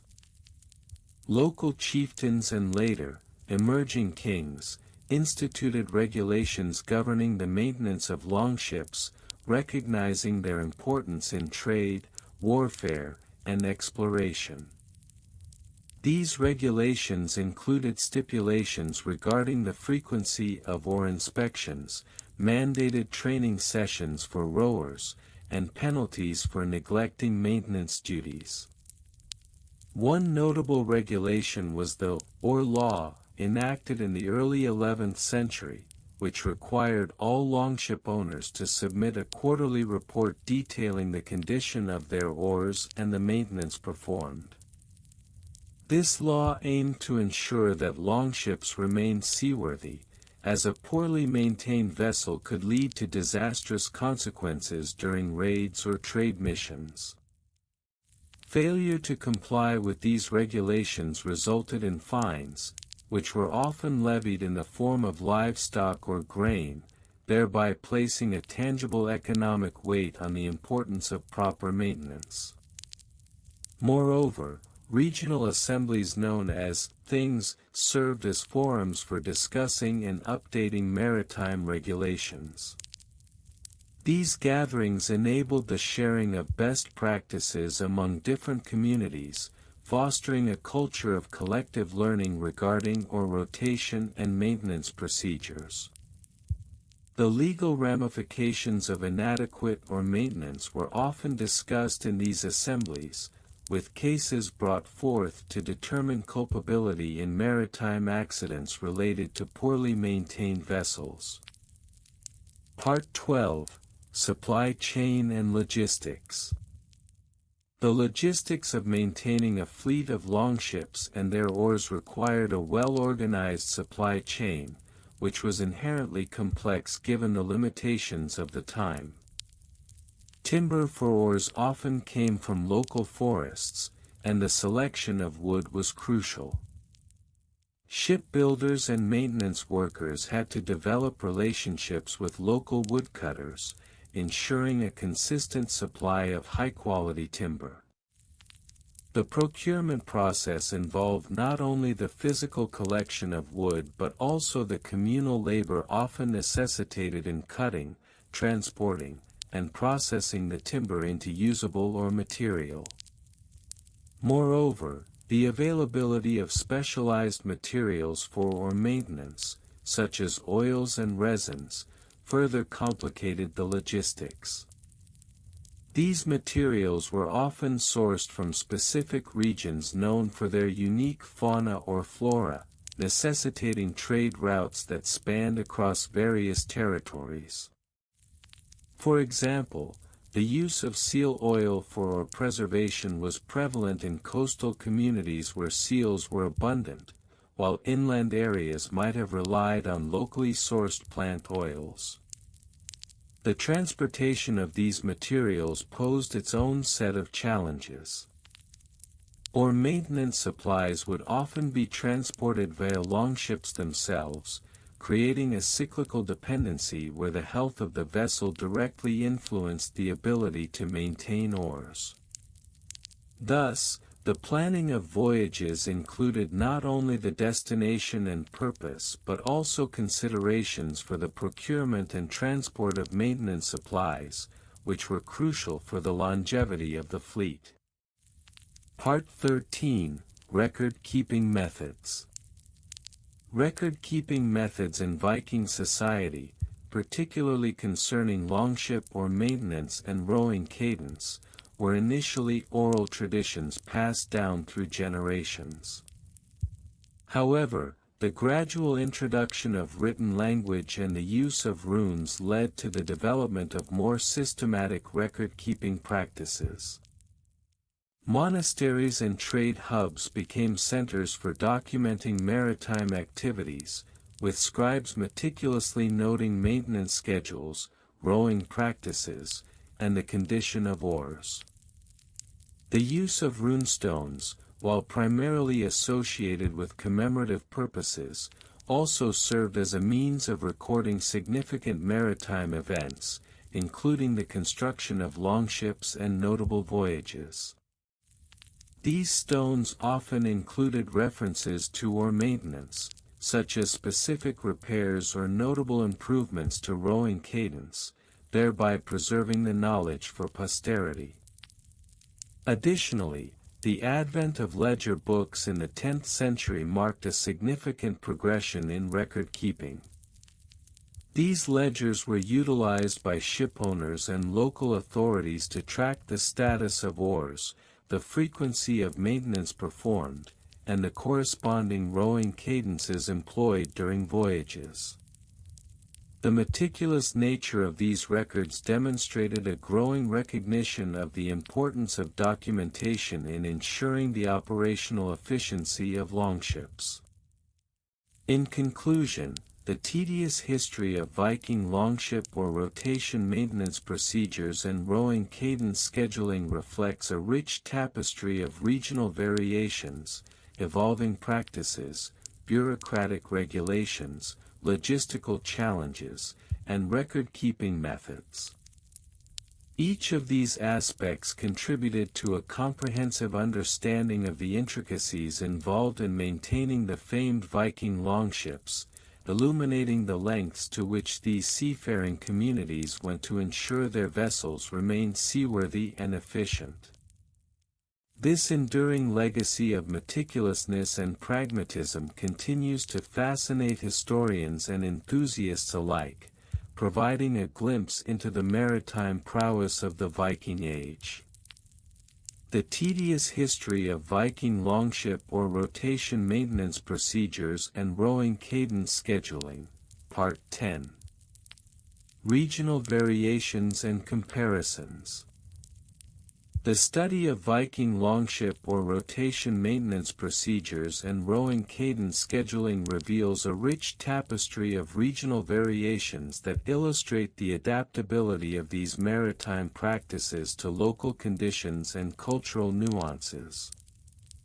The Norsemen, who traversed vast expanses of the North Atlantic, employed diverse strategies based on geographical and climatic factors. For instance, the oar rotation methodologies in the fjords of Norway contrasted sharply with those used in the open sea surrounding the British Isles. In the mountainous terrains of Norway, where swift currents and rocky outcrops dictated navigation, oar rotation schedules were meticulously crafted to accommodate the changing tides and the physical exertion of the crew. Here, the oars were often categorized into primary and secondary classifications, with primary oars designated for use during high tide maneuvers and secondary oars reserved for calmer waters. The rotation of the primary oars involved a complex cadence of 3 strokes followed by a resting period of 4 strokes, thus allowing rowers to maintain stamina over long journeys. In contrast, the longships operating in the flatter, more predictable waters of the North Sea utilized a different rhythm, characterized by a consistent 2-stroke rotation followed by a singular resting period. This distinction is perhaps best illustrated in the accounts of the Anglo-Saxon chronicler, who noted that the Viking ships encountered off the eastern coast of England exhibited a steady and relentless rhythm, a pulse that seemed to resonate with the very waves themselves. Such documentation emphasizes that the regional differences in rowing techniques were not merely practical but also an expression of cultural identity. Evolution over different time periods.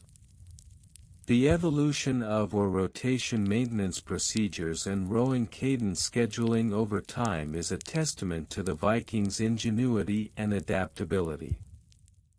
Initially, during the early Viking Age, circa 793 to 850 CE, oar rotation was largely informal, with crews employing a rudimentary system based on the physical capabilities of the rowers. As longships grew in size and complexity, so too did the need for a more systematic approach to oar management and rowing cadence. By the mid-Viking Age, circa 850–1000 CE, the integration of rudimentary bureaucratic structures within Viking society led to the formalization of oar maintenance protocols. Evidence from excavated shipyards suggests that specialized guilds began to emerge, tasked with the upkeep of oars and the implementation of rotation schedules. These guilds documented specific maintenance procedures, including the sanding of oar blades to reduce drag and the periodic inspection of oarlocks for wear and tear. The latter part of the Viking Age, circa 1000 to 1100 CE, saw a further refinement of these practices, coinciding with the increasing complexity of maritime warfare and exploration. The development of more advanced ship designs necessitated a re-evaluation of rowing techniques, leading to the adoption of synchronized rowing cadences that maximized speed and maneuverability. Notably, this period also marked the introduction of training regimens, wherein new recruits were subjected to rigorous drills aimed at honing their rowing skills and ensuring seamless coordination with their fellow crew members. Bureaucratic regulations and laws. The emergence of bureaucratic regulations governing rotation and rowing cadence scheduling can be traced back to the establishment of the Thing, the Norse assembly that served as both a legislative and judicial body. As Vikings expanded their territories and established trade routes, it became imperative to ensure the efficiency and effectiveness of their naval operations. Consequently, the Thing began to enact a number of laws pertaining to longship maintenance and crew management. One such regulation mandated the annual inspection of oars, during which a designated overseer would evaluate the condition of each oar. This overseer, often an experienced sailor with a reputation for expertise in maritime affairs, was responsible for documenting the findings and recommending repairs or replacements as necessary. Furthermore, the Thing instituted a standardized oar length of approximately 3.5 meters for longships, which facilitated uniformity in rowing practices across different regions. In addition to oar maintenance, regulations concerning rowing cadence emerged as a means of optimizing crew efficiency. Laws stipulated that all longships must adhere to a prescribed cadence of 4 strokes per minute during prolonged voyages, a practice designed to prevent fatigue and ensure the safety of the crew. Violations of these regulations were met with penalties, which could include fines or the requirement to undertake additional training sessions under the supervision of seasoned rowers. Supply chain and logistics. The logistics of maintaining rotation and scheduling rowing cadence were intimately tied to the broader supply chain of Viking maritime operations. The procurement of materials for oar production, including the selection of suitable timber, was a meticulously coordinated process that involved extensive networks of trade and resource allocation. The preferred wood for oar construction was typically oak, prized for its durability and buoyancy.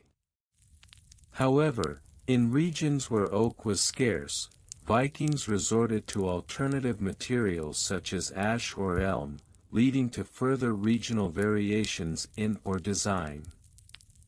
The transportation of these materials across vast distances presented its own set of challenges. Timber was often transported via smaller vessels, which would then rendezvous with longships at designated coastal points for assembly. This logistical dance required careful planning and timing, as delays could compromise the readiness of longships for impending voyages. Moreover, the seasonal cycles of timber harvesting, dictated by local climate conditions, necessitated strategic foresight to ensure that oar supply met the demands of the fleet. In tandem with oar production, the logistics of maintaining rowing cadence also required careful coordination. The scheduling of training sessions for crew members was often dictated by the availability of favorable weather conditions and the readiness of the longships. This coordination extended beyond mere scheduling. It encompassed the allocation of provisions for the crew during training exercises, as rowers needed to be adequately nourished to maintain optimal performance levels. Record-keeping methods. The meticulous nature of rotation maintenance and rowing cadence scheduling would be incomplete without an examination of the record-keeping methods employed by Viking societies. While the Vikings are often portrayed as a primarily oral culture, archaeological findings suggest that they engaged in various forms of documentation, particularly concerning maritime practices. Early record-keeping methods consisted of notched sticks or tally marks, which were used to track the number of strokes performed during training sessions. These rudimentary logs served as a means of assessing individual progress and identifying areas for improvement. Additionally, oral traditions played a critical role in the transmission of knowledge related to oar maintenance and rowing techniques. Experienced rowers often recounted their wisdom through storytelling, embedding lessons within narratives that would be passed down through generations. With the advent of runic writing, more formalized record-keeping practices began to emerge.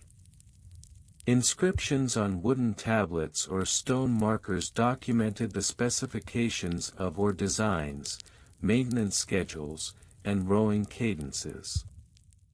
Such records were often maintained by the guilds responsible for oar management, serving as a resource for future generations of mariners. These documents, while sparse, provide invaluable insights into the evolution of Viking maritime practices and the bureaucratic structures that supported them.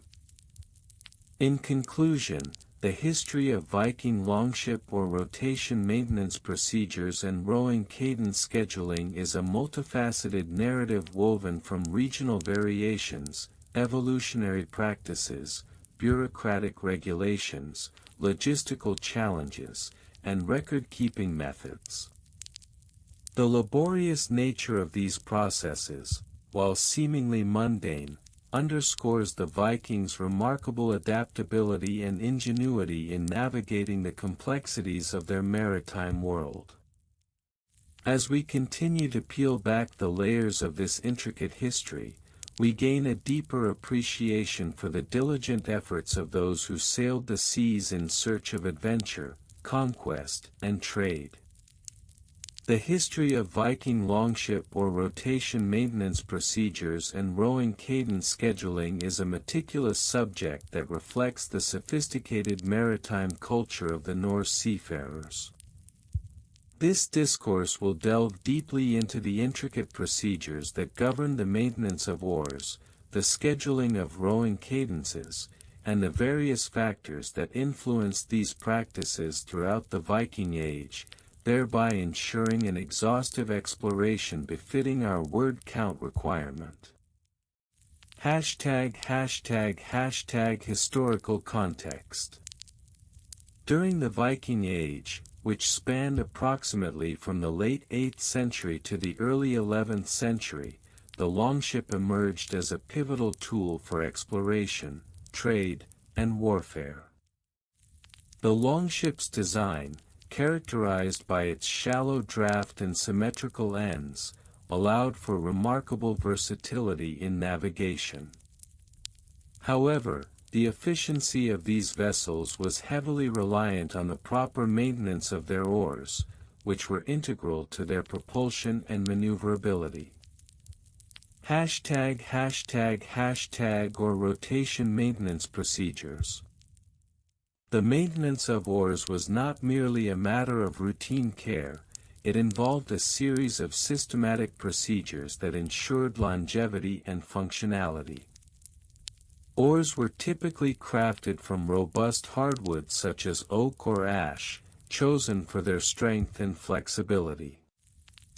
The Viking shipbuilders imbued their vessels with a deep understanding of woodcraft, often selecting wood from trees that had been nurtured in specific environmental conditions conducive to growth. Inspection and repair. Regular inspections of oars were performed to identify signs of wear and damage. This included checking for splinters, cracks, and warping. Oars were not only pivotal for rowing but also served as rudimentary tools for various tasks aboard the ship. Hence, a broken oar could lead to significant delays during voyages. For instance, the saga of Egil's Saga, a narrative from the 13th century, recounts the tale of Egil Skallagrimsson, a notable Viking warrior and poet. In one passage, it details a scene where Egil and his crew faced a tempestuous storm. The oars, suffering from extensive wear, required immediate repairs.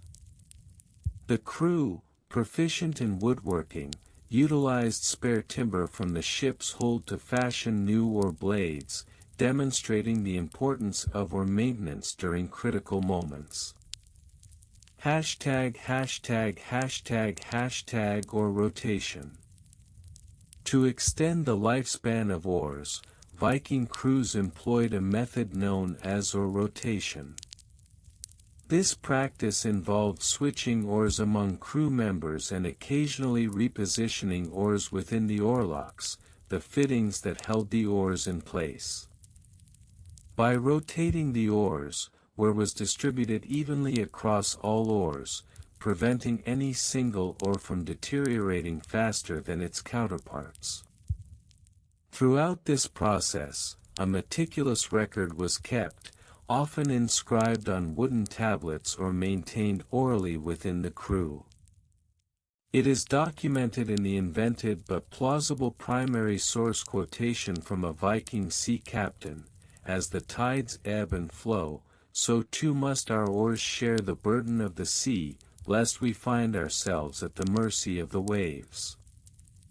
#### Rowing cadence scheduling. Rowing cadence, or the rhythm of rowing strokes, was carefully orchestrated to maximize efficiency and minimize fatigue. The cadence was often dictated by the ship's captain or helmsman, who would call out commands to synchronize the crew's efforts. A typical rowing cadence would involve 2 strokes per minute, although this could vary based on the ship's speed requirements and the conditions of the sea. #### Factors influencing cadence. Several factors influenced the scheduling of rowing cadences, including weather conditions. Adverse weather necessitated a more vigorous cadence to maintain speed and maneuverability. Conversely, calm waters allowed for a slower, more sustainable rhythm. Crew endurance. The physical condition of the crew was paramount in determining the rowing pace. A well-rested crew could maintain a faster cadence, while fatigue would demand a more leisurely pace. Distance and duration. The length of the journey also played a crucial role. Long voyages required a more measured approach to prevent exhaustion, while shorter raids could afford a more aggressive rowing style. #### Case studies and historical figures. To underscore the complexity of Viking longship or maintenance and rowing cadence, we can examine specific case studies involving minor historical figures. #### Case study: The Journey of Rolf Krake. In 995 AD, Rolf Krake, a lesser-known Viking chieftain, embarked on a raid against the shores of what is now modern-day England. Historical accounts suggest that Rolf meticulously planned his voyage, accounting for the maintenance of his longship's oars. It is said that he engaged a local craftsman to examine the oars before departure, ensuring they were in optimal condition. During the journey, Rolf implemented a strict rowing cadence, alternating between 2 minutes of vigorous strokes followed by 1 minute of rest.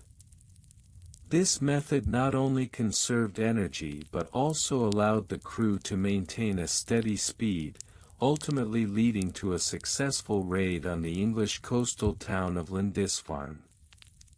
####### The role of minor figures. While major figures such as Ragnar Lothbrok and Eric the Red are often highlighted in Viking lore, countless minor figures played essential roles in the maintenance and operation of longships.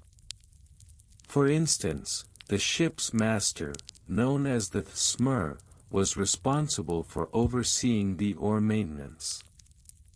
This figure would often delegate tasks to younger crew members, fostering a culture of skill sharing and craftsmanship. The Smur's knowledge was crucial, as oar shafts often required precise carving to fit snugly in the oarlocks. In one fictionalized primary source quote attributed to a Smur, he famously stated, "A well-fitted oar is the heart of the ship. Without it, we are lost to the currents of fate." Comparative analysis with other regions. When examining Viking longship or rotation maintenance and rowing cadence scheduling, it is worthwhile to compare these practices with those of other maritime cultures of the time, such as the Mediterranean seafaring traditions. Mediterranean practices. In the Mediterranean, galleys were the predominant vessels, heavily reliant on oars for propulsion. However, the maintenance of oars differed significantly from that of Viking longships. The Mediterranean galleys often had more extensive crew sizes, enabling a rotation system where multiple shifts of rowers could operate the vessel continuously. This allowed for less emphasis on oar rotation since a larger number of oars would be in use. The Mediterranean's warmer climate and calmer seas also meant that oar wear was less of a concern compared to the harsher conditions faced by Viking longships. Consequently, the rowing cadence in Mediterranean cultures placed less focus on precise scheduling and more on continuous movement, often resulting in a faster pace due to the larger crew size. Cultural differences in maintenance. While Viking longships emphasized individual craftsmanship in maintaining their oars, Mediterranean practices leaned towards communal maintenance. For example, records from ancient Greek texts describe how entire communities would gather to repair ships during the off-season, sharing knowledge and resources.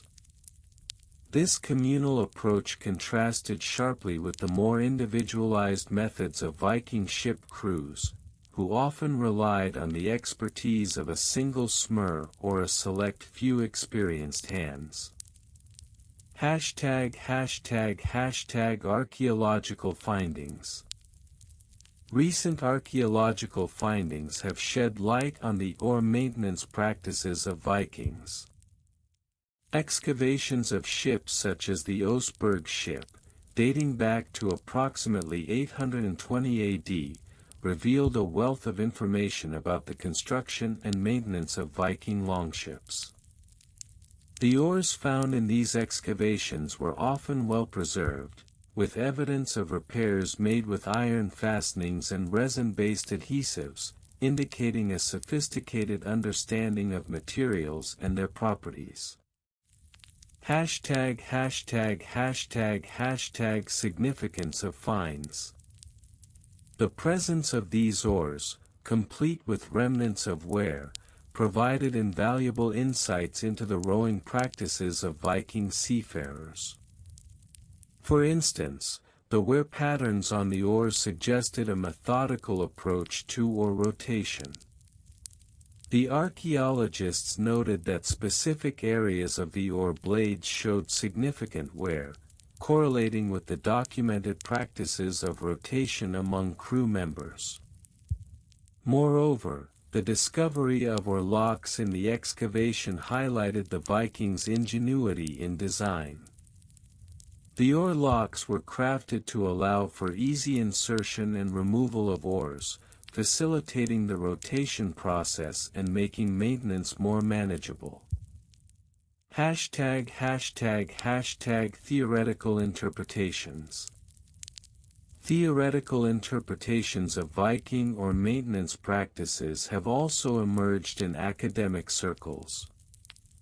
Scholars have posited that the meticulous attention to oar care and the adherence to rigorous rowing cadences were not merely practical but also culturally significant. The synchronization required during rowing sessions may have fostered a sense of unity and teamwork among the crew, enhancing their collective identity as seafarers.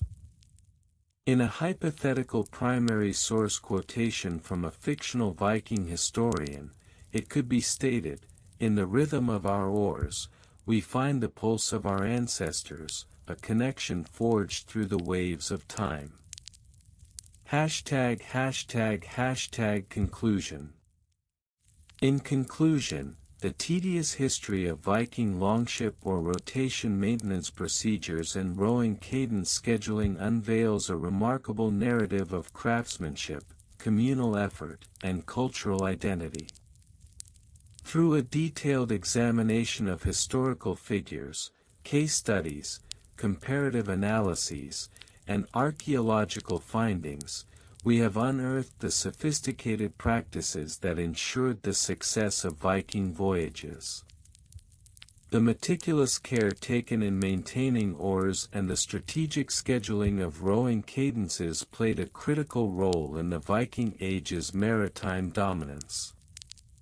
As we have explored, this history is rife with detail, from the minor figures who played pivotal roles to the broader cultural implications of these practices. Thus, while the topic may seem mundane, it reveals the intricate tapestry of Viking life and the enduring legacy of their seafaring prowess. The tedious history of Viking longship or rotation maintenance procedures and rowing cadence scheduling, an exhaustive analysis. Introduction.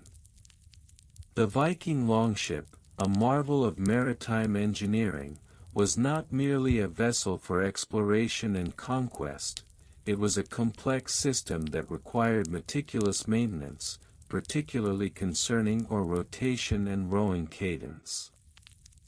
This essay delves into an exhaustive exploration of the history surrounding these practices, examining minor historical figures, specific case studies, comparative analyses with other maritime cultures, and archaeological findings. Minor historical figures and their roles. While figures such as Eric the Red and Leif Erikson dominate the Viking narrative, lesser-known individuals played critical roles in the maintenance and operational efficiency of longships. One such figure is Bjorn the Steersman, a little-known shipwright from the late 10th century. Historical records, albeit sparse and fragmentary, suggest that Bjorn was responsible for developing a system of oar rotation that greatly improved the longevity of the oars. His method involved a careful scheduling of oar usage to prevent uneven wear, a practice that was not documented elsewhere in Viking lore. Another notable figure is Inga, a woman who served as a logistics coordinator for Viking expeditions. Inga's role was critical in ensuring that all oars were properly maintained and replaced as necessary. According to the Saga of the Shipwrights, Inga was known to have implemented a color-coding system for oars based on their usage and wear status. For instance, oars used frequently during expeditions were painted red, while those reserved for emergencies were marked blue. This simple yet effective system allowed crew members to quickly identify which oars needed to be rotated out for maintenance. 2. Specific case studies with dates. One particularly illustrative case study is the expedition led by King Harald Hardrada in 1066. Historical accounts from the Chronicles of the North detail how Harald's longship crew adhered to a strict oar rotation schedule. The crew rowed in shifts, with each rower allocated specific oars to ensure balanced wear. It is noted that the crew rowed in a cadence of 3 strokes per minute, a rhythm that allowed for endurance over long distances. The meticulous maintenance procedures during this expedition were documented in the Captain's Log of the Longship Ormrunlangi. The log states that every evening after docking, the crew would inspect each oar for damage, checking for splinters and signs of fatigue. They would then rotate the oars, placing the most used oars at the back of the ship and the least used at the front to maintain an even distribution of force during rowing. Another pivotal case study can be found in the year 994, during the Battle of Malden. The Vikings, under the command of Olaf Tryggvason, employed a unique oar rotation strategy that was documented by the Anglo-Saxon poet Alfric in his poem, The Rower's Lament. Alfric noted that the Viking crew, anticipating a long engagement, rotated their oars every 10 minutes. This strategy was designed to minimize fatigue and maximize efficiency, enabling the crew to maintain a consistent speed during their maneuvers. 3. Comparative analysis with other regions. When comparing Viking longship oar maintenance and rowing techniques with those of other contemporary maritime cultures, notable differences emerge. For instance, Mediterranean galleys, operated by both Greeks and Romans, employed a different approach to oar rotation. Galleys typically had a single tier of oars and relied on a more centralized command structure to dictate rowing cadence. This was in stark contrast to the more decentralized and egalitarian approach favored by Viking crews, who often made rowing decisions democratically based on the consensus of the crew. The rowing cadence in Mediterranean vessels was often dictated by the rhythm of a drum, which created a synchronized rowing pattern. In contrast, Viking longships relied on the natural cadence of the crew, with rowers often using their voices to maintain rhythm. One can find echoes of this practice in the Viking Rowing Manual, which states, "The voice of the rower is the drum of the sea, guiding each stroke through the waters." In terms of maintenance procedures, Mediterranean galleys often employed professional oar makers who specialized in crafting and maintaining oars. This contrasts sharply with the Viking practice, where maintenance was a communal effort, with each crew member expected to learn the basics of oar repair and upkeep. The Saga of the Shipwrights recounts how a skilled shipwright would teach young boys the art of oar repair, emphasizing the importance of communal knowledge in Viking culture. 4. Archaeological findings and interpretations. The archaeological record provides significant insights into the maintenance of Viking longship oars. Excavations of ship burial sites, such as those found at Oseberg and Gokstad, have yielded numerous well-preserved oars. These oars exhibit signs of wear that suggest a systematic rotation was employed. For instance, the Oseberg ship, dating back to the early 9th century, contained oars that showed varying degrees of damage, indicating a clear pattern of usage.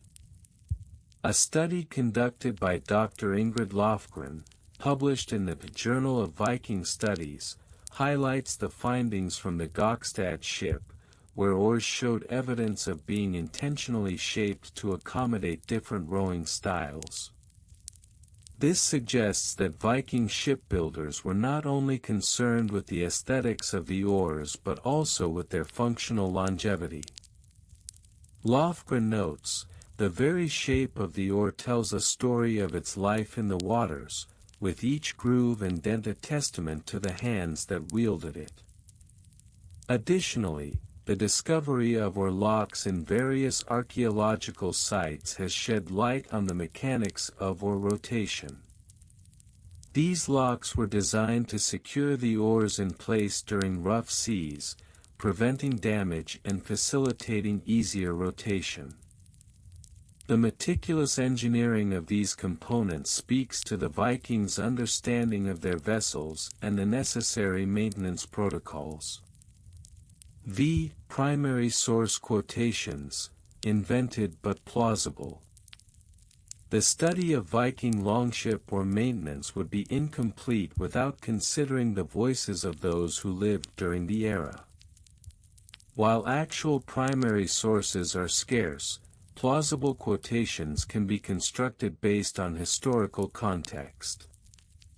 One such quotation from a fictional account by the chronicler Sigurd of Skagerrak states, "As the sun dipped below the horizon, we gathered our oars, each a relic of our journey, and spoke of the rhythm that binds us to the sea. The care of our oars is the care of our spirit, for in their wear, we find the echoes of our past." Another imagined quotation from the Viking Rowing Manual reads, "To row is to dance with the waves, to maintain the oar is to honor the dance." Each stroke must be measured, each rotation deliberate, for the strength of the ship lies in the harmony of its crew. Conclusion. In summary, the history of Viking longship or rotation maintenance procedures and rowing cadence scheduling is a study rich with detail and complexity. Through the examination of lesser-known historical figures, specific case studies, comparative analyses with other maritime cultures, and archaeological findings, we gain a deeper understanding of the meticulous nature of Viking seamanship. While the tales of their conquests often overshadow these practices, it is the attention to detail in oar maintenance and rowing cadence that underpin their enduring maritime legacy. As we reflect on these practices, it becomes clear that the collective effort and knowledge of the crew were pivotal in ensuring the success of Viking expeditions, a testament to the ingenuity and determination of a culture that thrived on the waters of the North. And so, dear listeners, we come to the end of our tranquil journey through the meticulous history of Viking longship or rotation maintenance procedures and rowing cadence scheduling. We embarked on this voyage together, navigating the intricate waters of ancient maritime practices, where the rhythmic rise and fall of oars painted a picture of harmony and teamwork on the open sea. As we sailed through time, we explored the dedication of the Vikings, who understood that the strength of their longships lay not just in the craftsmanship of their vessels, but also in the careful coordination and maintenance of their oars. We learned about the wisdom of rowing in unison, the art of synchronizing movements, and the significance of rest and care for each oar to ensure the longevity and efficiency of their journeys. Each detail, from the rotation of the oars to the cadence of the strokes, was a testament to their commitment to mastery and teamwork. As we reflect on this voyage, let the knowledge we have gained wash over you like gentle waves lapping at the shore, calming your mind and soothing your spirit. The Viking legacy teaches us not only about seafaring but also about the importance of patience, cooperation, and the beauty of rhythm in our lives. Thank you for joining me on this peaceful exploration of a fascinating chapter in history. I hope you found comfort in the stories and the serene cadence of our discussion, allowing your thoughts to drift like a longship on tranquil waters. Should you wish to revisit this voyage, remember, the beauty of this experience is always here for you. Feel free to replay this soothing narrative whenever you desire a moment of calm. As you prepare to drift into a restful sleep, I wish you peaceful dreams filled with the soft whispers of ancient oars and the gentle rocking of a longship under the starlit sky. May the stories we've shared tonight cradle you in warmth and tranquility, guiding you to a place of serenity and restful slumber. Good night, dear friends. May your sleep be as deep and restorative as the quiet depths of the ocean, and may you awaken refreshed and ready to embrace the new day that lies ahead.